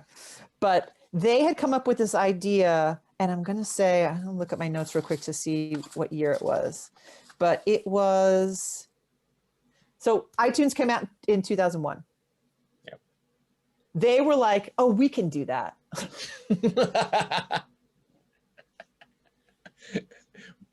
Not conceit, positive attitude. So they were like, get some turtlenecks. why should we have somebody that determines the pricing, that determines this, that takes a fee off the top when it's basically just file sharing? So we'll do it ourselves. And so they came up with something called the Vault. So for the first, we did not have any of our stuff on iTunes for the first year that it existed, purely because we were doing an experiment to see if we could not just do it ourselves. Now we're 30 years removed from that, and you look and, or 20 years or so, you look and you see how every single sort of content owning entity is doing their own streaming service. So you have Disney Plus, you have Apple Plus, you have this, that, the other thing. This Case had this idea so long ago because at that point, really, Apple was like the Netflix. It was where everybody was, everybody had to be. You had to basically live within their rules. Mm-hmm. And he was a rebel. And our New York tech guys were like, we can make this work. It's not that hard. But the problem was the delivery system. So you would have to go on a website, you would buy something, and then they would email it to you. And you know how much volume that takes up in someone's hard drive back then when no one had like more than like a, 250 hard drive, whatever. It was like you crash your computer, you wanted one album and you'd crash your computer. It didn't have the functionality to mode into a platform that could run on a device and that kind of stuff. Yeah. So I think it was 2002 when we finally started interacting with digital accounts in a real way. At that point, we had digital marketing and we had digital sales. And there was a guy named Ed Rivadavia who's still in the business, who I still talk to. He wanted to be the digital marketing person, and he was working on our website. He worked on when Roadrunner started having like sort of a video presence and things like that. When all of these entities started to exist, he was the one that was kind of helping put all that together. And that was he was creative. He wanted to be that guy. He did not want to be a salesperson. Mm-hmm. And so I was in LA, and that was where Apple was, and Real Networks, which was Rhapsody, which became all these other things, that was in Seattle. And so all of these kind of tech companies that were doing music were on the West Coast. So they were like, well, you do sales and you're on the West Coast, so why don't you be that person? So that's when I started being the digital sales. So I did digital sales for all of the accounts that were based out here. And then I was doing the West Coast physical sales as well. Right. Okay. And director of operations for the office. So it's so of all the things that the Roadrunner saga, we're going to call it a saga now. That's what I'm going to fucking call it, because it is a saga. It's a saga. We go straight. It starts with the disco era. It's like almost, this is my own narrative because I've had to fucking pull them together. It starts with disco and Kay's coming out of a disco sort of infrastructure and doing something on his own. We have early fucking metal, new wave British heavy metal. We then move into CDs, like first CDs coming out of Japan. There's a first innovation there. Then we're trying to move over to the US, and there's an emerging scene. There's basically so many fucking things it gets involved in, and now you just brought in like the fucking tech bubble that burst in the early 2000s. It's absolutely insane how many fingers are in how many pies in innovation in general throughout that 31-ish years period. It's absolutely fucking bonkers. And I'm I'm going to have to do more research now. I'm going to have to look at a whole other thing. What's crazy too is so you have iTunes at that moment is deciding what your stuff is worth. Yeah. And they say, you could be Ozzy, or you could be Fear Factory, or you could be my neighbor who plays the drums all night long. Every single one of you stuff is the same value. I'm losing a connection. That's a rough one to swallow, because we feel like, got me? Yeah, you're good. It lagged a little bit. Now we're back. Okay, it just said, yeah, your internet is unstable. I don't know. Saturday morning. So at that point, iTunes was saying and that pissed off some of our higher ups. Like, how can you tell me that Ozzy Osbourne is worth the same as the guy next door that plays the drums? Like, it doesn't make any sense, but that's what they deemed it. And then you get in on our side, on the retail side, you get in a Best Buy. Best Buy came kind of out of nowhere. And Best Buy was like, you know what? We've decided we want to sell refrigerators to people, but we need to get them in the door. So what we're going to do is we're going to offer really, really cheap CDs to their kids. We're going to put them in the front of the store. The kids are going to want to come. And then the parents are going to have to do something else. So they're going to walk around and buy TVs and refrigerators and washing machines and whatever else they need. And so there was that element that was basically devaluing music, because they decided that didn't matter how much you had to spend to make a CD or a recording or a video or anything, but it was going to be $9.99 or less. And you had to sell it to them for $7.99 or less. And then Walmart is like, $7.99. We want, if they're going to get $7.99, we are going to charge you, we want $5.99 price. So then it was like $2 more. And then Amazon came in, and Amazon was like, you know what? If you're giving all these cheap prices to people, we're going to match their price, but we're not going to ask you to pay less. So it was like, so if we could go to if we could get $7.99 from Best Buy, we could also get $7.99 for Amazon. That's how much they would pay the label. And then they would down the price of what they sold to match Walmart's. So they were willing to take the loss. Walmart and Best Buy were not willing to take the loss. To this day, both of those still want, 10, 15%, 20%, whatever, less than everybody else in order to carry stuff. And music started to get devalued. So I understood like how the whole Napster thing started, because every once in a while it was like, well, if music doesn't have a value, why don't we just share it for free? And then that craziness starts to happen. And it's unfortunate, because there's probably not another product. And I hate that I'm always the person who refers to them as products, but my job, everything in my job always had a dollar sign attached to it. Everybody else could be cool, could be hip, could be hype, could be whatever. I was always, dollar sign was attached somehow. Commerce is that way. And art and commerce can live together very well. That's why rich guys live, rock stars live in mansions and stuff. But at this point, if every outside entity was telling you that this had no value, it's frustrating as hell, because there isn't another thing right now that you could spend the exact same amount of money for that you did 25 or 30 years ago. And they expect that with music. It's horrifying. Let's unpack that a little bit, because we're talking now between sort of like 2003 through sort of 2000, I'd say 10, which was like the age of piracy, if you want to call it that. Until people started really putting their hands in their pockets and getting the Spotify subscriptions. Marcus referred to this as like the glory years. And I'm interested in that because there's obviously a revenue disparity. There's a revenue conflict, because obviously this is where the music itself, as you say, is being devalued. So presumably Doug's looking at the P&L sheets every year and going, fuck, something's going horrifically wrong on the retail side. But Marcus is still calling it the glory years, and I'm calling it the glory years because that's when I first saw Trivium and Killswitch and all that stuff. So let me try and form this into a question which is remotely palatable for broadcast. How did Roadrunner mobilize against piracy, apart from the vault, I guess? I mean, I feel like so much of, we had really special packages, when you looked, I mean, I feel like the pieces that we put out were pieces of art, like some of those Slipknot records, the art and just the elements that were involved.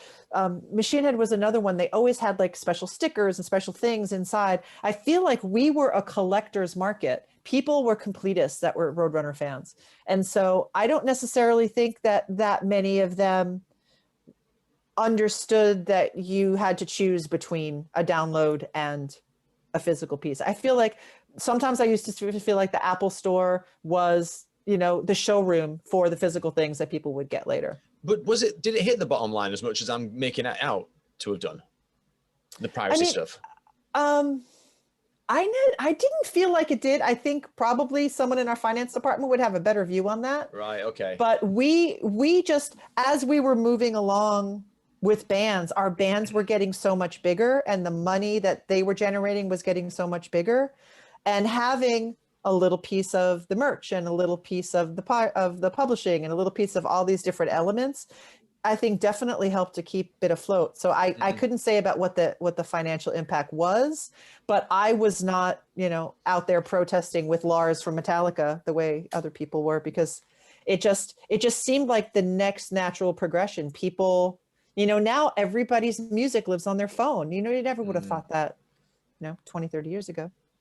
Yeah, I mean, it is a different discussion, which is, did the industry mobilize against it properly? And was it equipped to deal with it? Was it gluttonous and thought it wouldn't make an impact? And obviously it did in some ways. But I guess for Roadrunner's case, we are in a post Slipknot and Silver Side Up world. So it's like the graph's looking up every year, man. It's going. Yeah. So maybe it's difficult to assess the damage in that sense.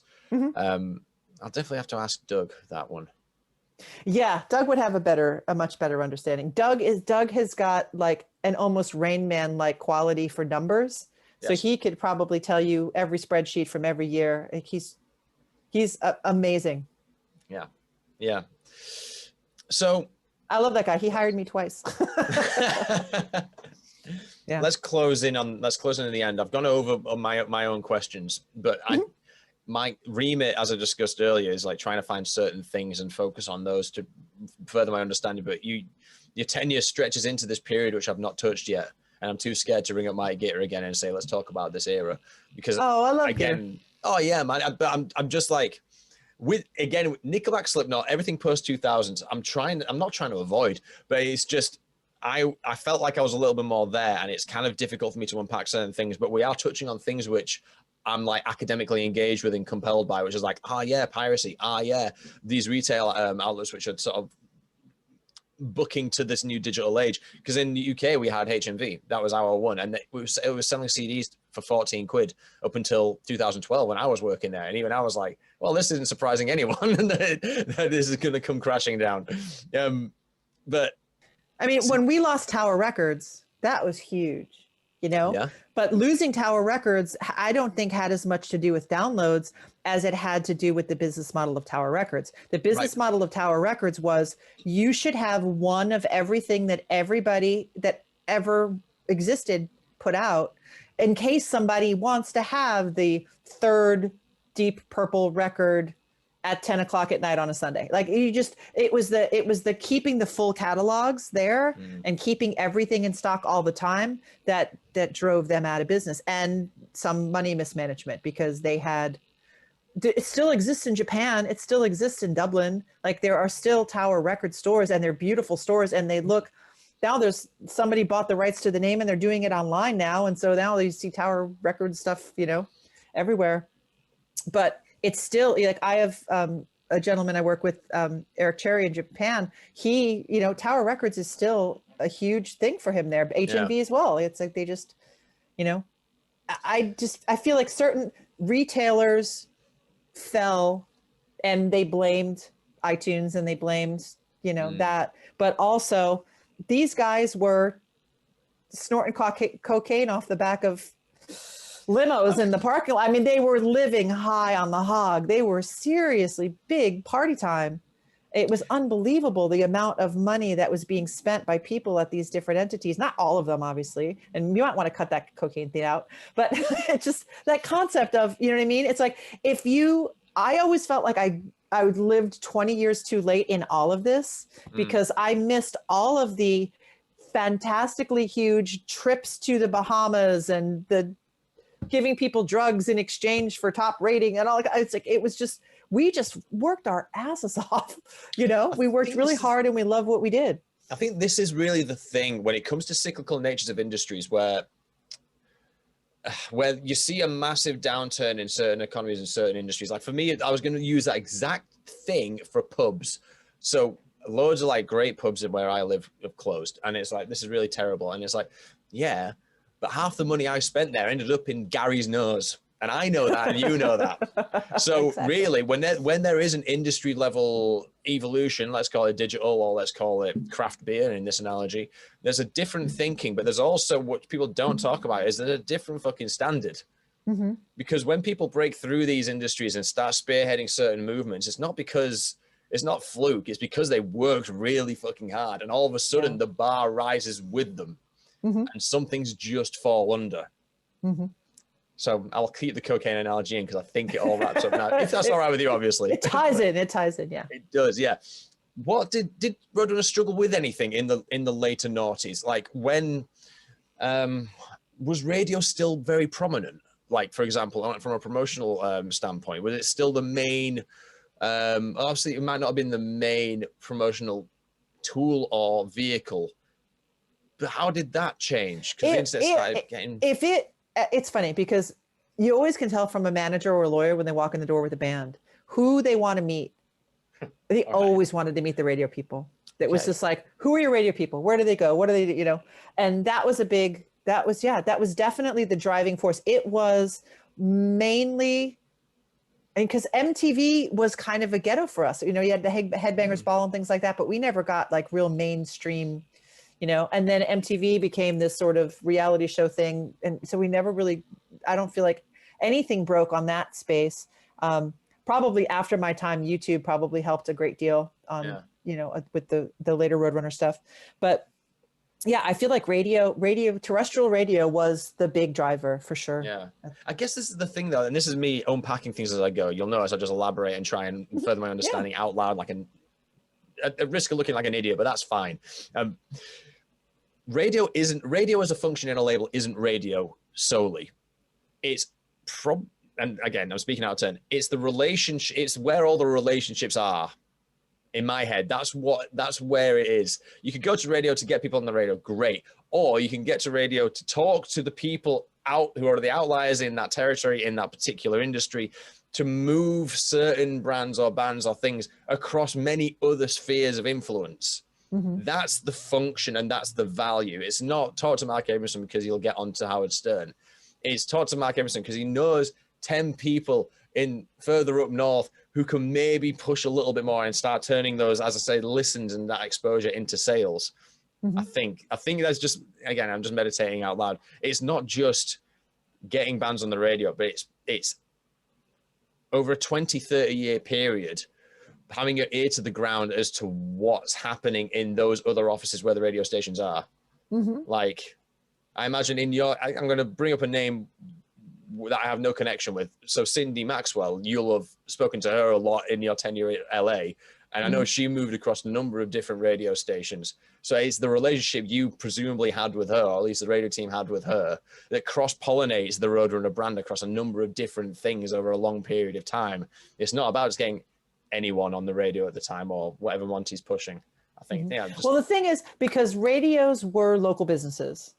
So a terrestrial radio station in Detroit, Michigan, had a record store that they dealt with, and they had a liquor store that they dealt with, and all their advertisers, and they would tie in events. So it would be like, okay, so we're going to get so-and-so on the radio, Slipknot, Nickelback, Fear Factory, whoever. They'll come in, they'll do the morning show, but then they're also going to go to this place and they're going to meet fans. And so we're going to bring people from that are listened to on the radio to this record store, and that record store is going to promote it. Well, then that record store is going to say like, well, there's this bar down the block and they sponsor what we do. And so it was a network, and now it's a social network, because now all these people interact on each other's socials and interact on each other's, sites and such. But it was a connection where when you came into a market, like even a band would go and play a radio show for free, so that they could get the exposure, so they could get guaranteed placements and guaranteed stuff. But then they would also get this relationship in that market with the local vendors and the local audience. And then the theory being, we won't pay you now, but then you'll get paid tenfold when you come back on your real tour, because we set you up as being an entity in this market. And so back then you could look at a SoundScan on any SoundScan report, Nielsen report on any particular band for sales, and I could tell you what store made that happen. It's like, this band is from Brazil, but they're huge in Phoenix. This band is from Australia, but they're huge in Detroit. And you could tell that the relationship that those stores and those radio stations had. So the radio stations got free shows, and everybody else got some sort of free promotion. And I would ask more, what did that do to the paid touring? Like, how many bands basically had to schedule their lives around where radio station shows were. I see it now with Christmases, summer festivals, things like that. It's like, how many times do you have to go to a market, pay your crew, pay your bus driver, pay everybody to not get paid, so that the next time you go through, you get paid tenfold. So.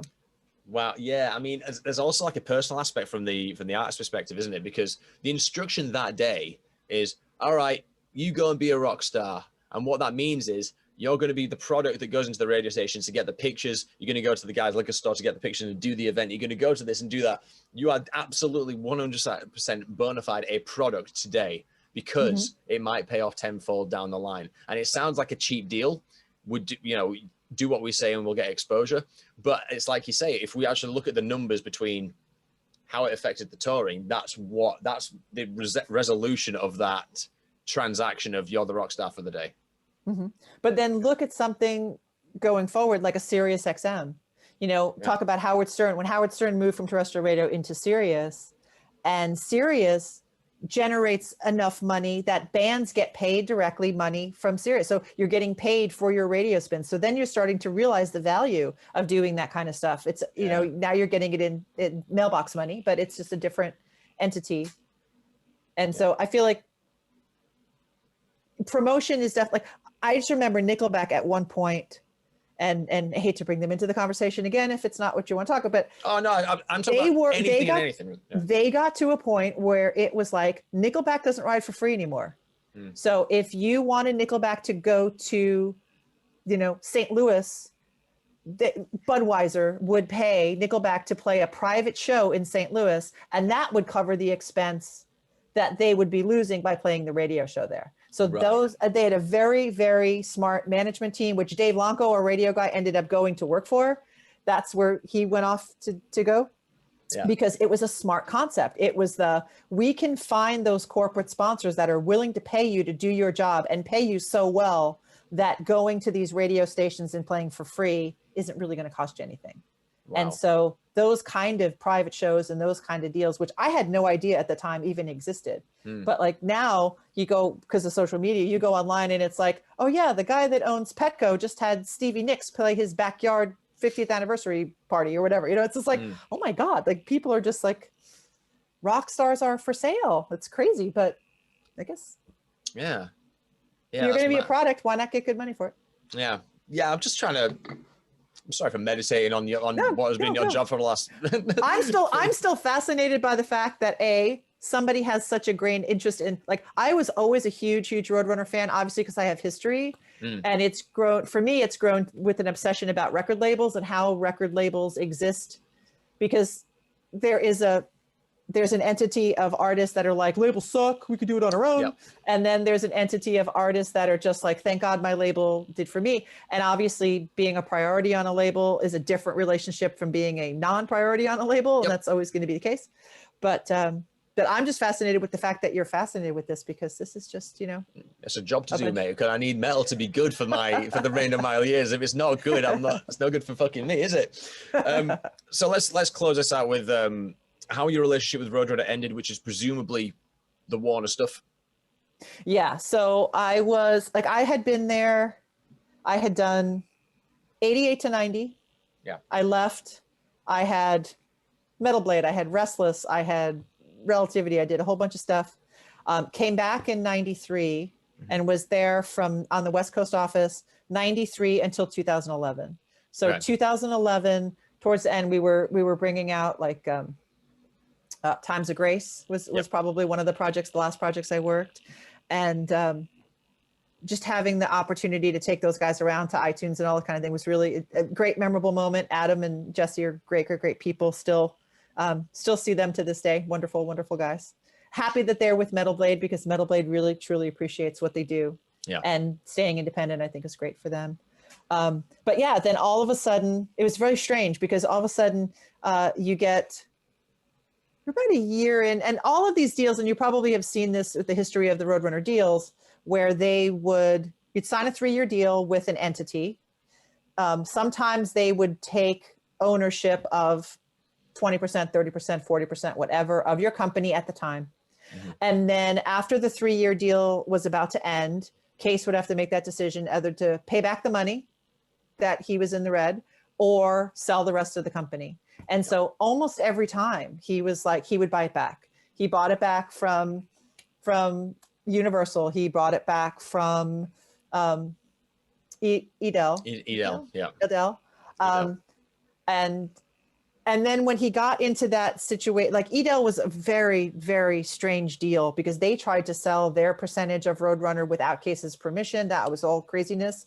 Yeah, so that was like, that was odd. Let's do the Edel bit. So Case, Mike and Michael Fodges from Edel, they want to create a super label, which is, I think, modeled after what Warner were doing at the time. There's like a premier brand, there's an indie brand, and there's distribution tacked in. So everything is brought in-house. To accommodate this, Case buys Arcade. Arcade is a compilations company based out of the Netherlands. And the real value of that is, one, pop compilations that do okay, but also they have offices everywhere. So there's now Roadrunner territories that are tacked onto this. Edel go and with an initial public offering. This doesn't go too well, and all of a sudden the value of the company is reduced. But Edel is what lent Case the money to buy Arcade, which Michael Fodges now needs back pronto. And this was how the Universal bit comes in, I think, is because Lior had a relationship with Case for many years. Yes. And Lior had been the person who brought us to Warner at the end. But Lior had been he was at Universal earlier. And it was Crush Management with Biohazard. That was where we first started, because Lior had, it was Russell Simmons, and Lior had Biohazard signed to a deal with Warner, but felt that putting them out as a Warner artist wasn't going to give them the cred that they wanted. So let's put out one record through Roadrunner, and then it'll be like, look at this indie thing that just exploded, and how smart was Warner to pick that up? Yes. And then that worked so well for them that he went to Warner, and he started, and I believe that's how the relationship went, because Lior was willing to help Case out financially. And it was just, I think it was a falling of dominoes, but it comes a point in every person's time when it's like, how many more times am I going to do this? You know, especially if you're in your 60s, especially if you have a family and they're out of the house and you're, you know, getting on in years. At some point, you just want to do something different. Do you remember how the Biohazard arrangement came to Roadrunner's door? Because I know that Case, he was gutted that there was so much resourcing spent on a band that was not their band, strictly speaking. So how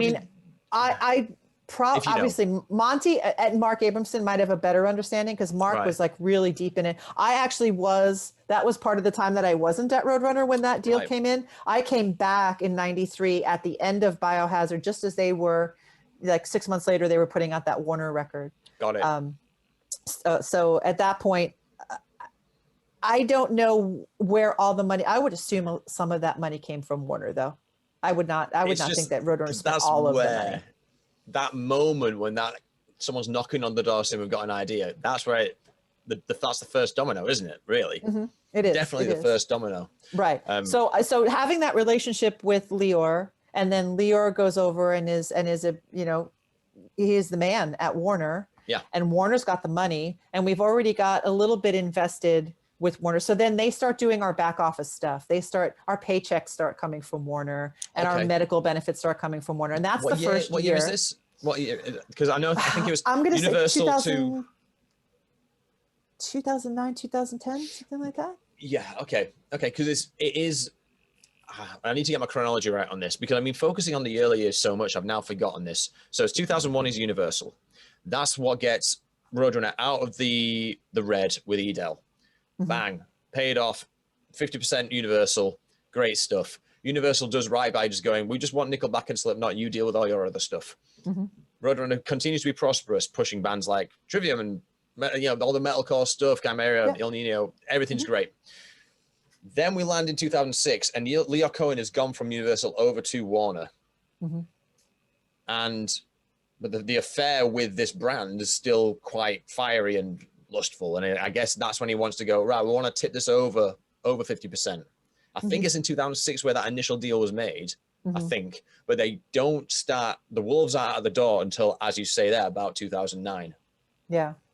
And that's I mean, when, they just started. I think they just started. Like, I know there was a point to which Blue Grape got melded into Bravado, and that was right. Okay. owned. You know what I mean? So some of the other companies started to kind Did of Felix go with it? Yeah. Right. Okay. Yeah. Felix actually lives out here now, but he's at Live Nation, I think. But yeah, so he went over with that. Jim Salaby eventually went to Bravado as well. A lot of the Blue Grape guys ended up over there. So when the original deal happened, I'll ask the same question as same with the Island Def Jams thing. Did you think this is a different beast walking into the office and going, now it's not Universal over here, it's Warner over here?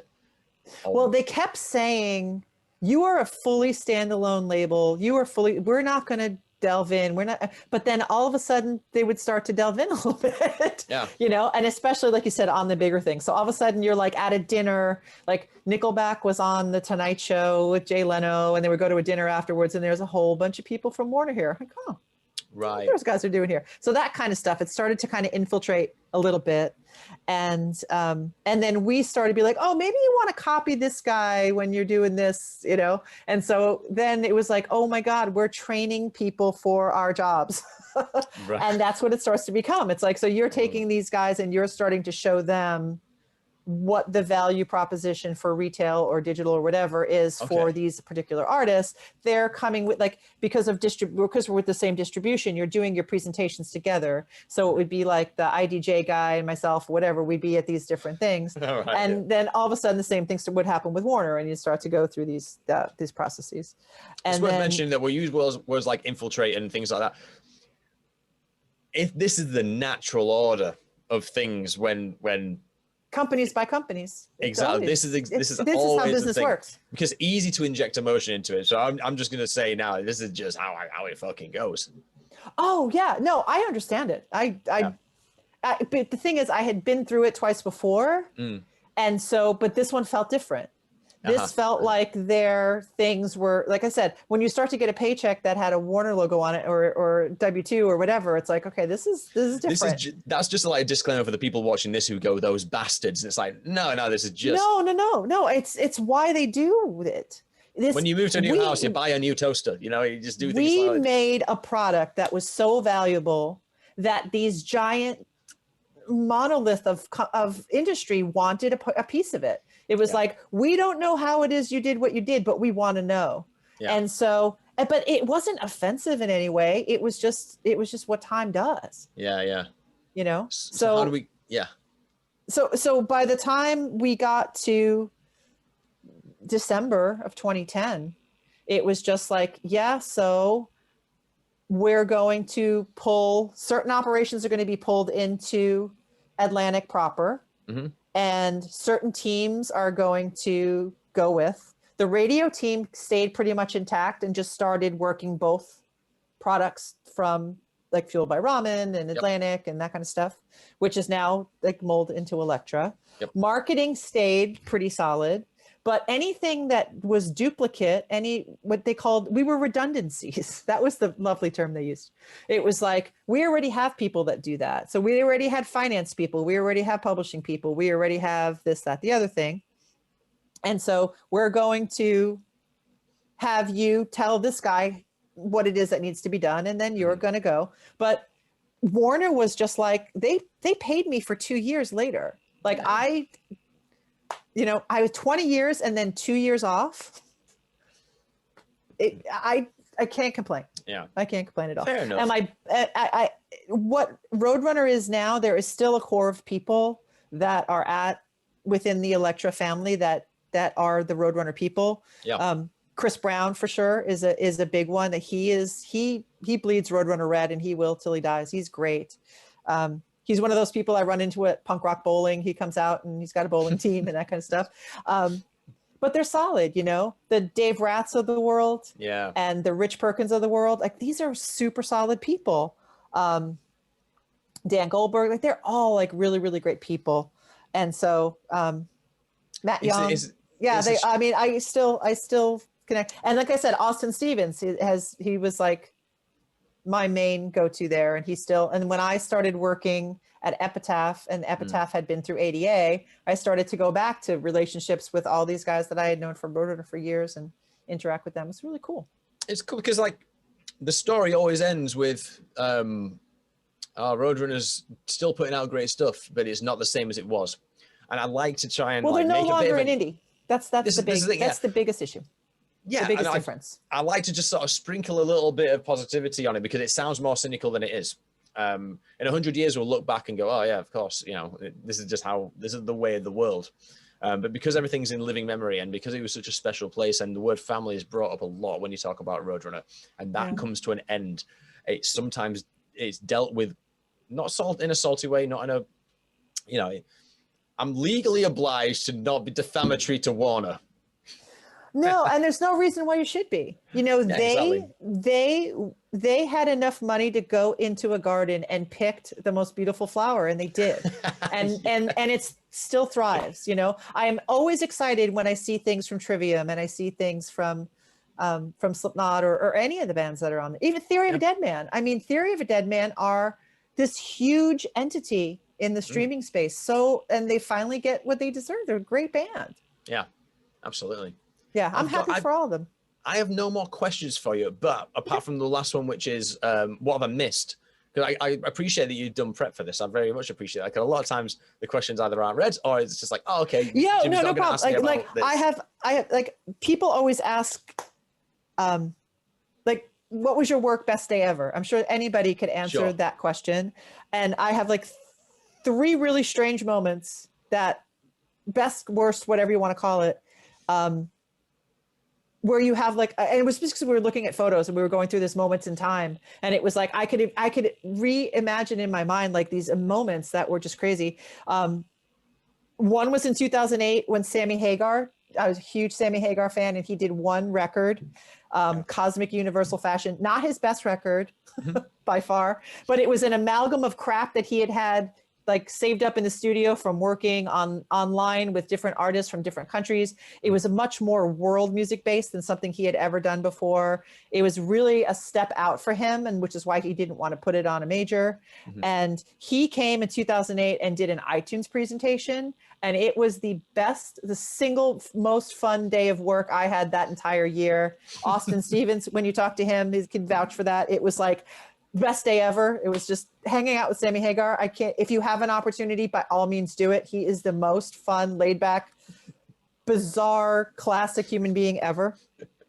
1994, Mark Abramson and I were on tour with Typo Negative opening for Danzig. And we were having a meet and greet after Typo Negative played. As Danzig came on stage, a man assaulted one of the security guards and stabbed him to death. And the security guard died. It was a love triangle situation. But Mark and I and the band and all of the people we had brought to meet and greet the band were stuck backstage for 12 hours. We were not allowed to leave the venue because it was a crime scene. And I have photos from that I could share of just like, what are you going to do? Like, we are basically backstage having this meet and greet, wanting to go out and see Danzig, and a song and a half into Danzig, somebody gets killed and everything stops and it's a complete lockdown. That's crazy. Yes. And then one time on tour with Typo, when they were opening for Ozzy years later, we were in, I think it was Sacramento, California. The lines of people outside for this big Ozzy show. Ozzy had flown to Las Vegas to do a radio interview and was to fly back. And in the station, there was I guess the station had a flight of stairs, and Sharon Osbourne fell down the stairs and broke her wrist. And so Ozzy didn't show up. And the gates had been open. The people were tailgating. The people were waiting to be let in. Yeah. The bands and the crews and the label people, whatever, that were doing interviews and stuff. We were all inside the venue, and they couldn't open the doors because Ozzy wasn't playing. They had to cancel, but they had to call the police and like the local enforcement to get people away from the venue. So we, again, Typo Negative, myself and like 3 other people, plus all of the people for the other bands. So the bands did their sound checks for the crew. Yeah. And it was the most amazing thing. And then I want to say, what year was that? Say it was 2000, no, 90, 96 maybe? But it was a really, I have to go back and get the exact date, but it was really, really bizarre to basically have 100 people sitting there, all who work for the bands, watching each of the bands just do their sound check, because everything was set up and ready to go. Yeah. So the bands just played, and Robert, who was one of the backing vocalists for Ozzy, he had been the singer for a band called Cry of Love, and he did backing vocals. He was like the guy on the side of the stage who filled in some of the vocals. He got to sing headline because Ozzy wasn't there. It was a very strange and fun event.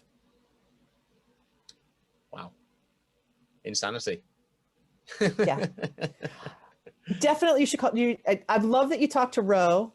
I want to go back and listen to Rose. I want to go back and listen to Mark's. I do love a disclaimer on Rose where I say, if you want to get to the Roadrunner stuff, go to 45 minutes in, because we just shoot shit about Star Wars. Yeah.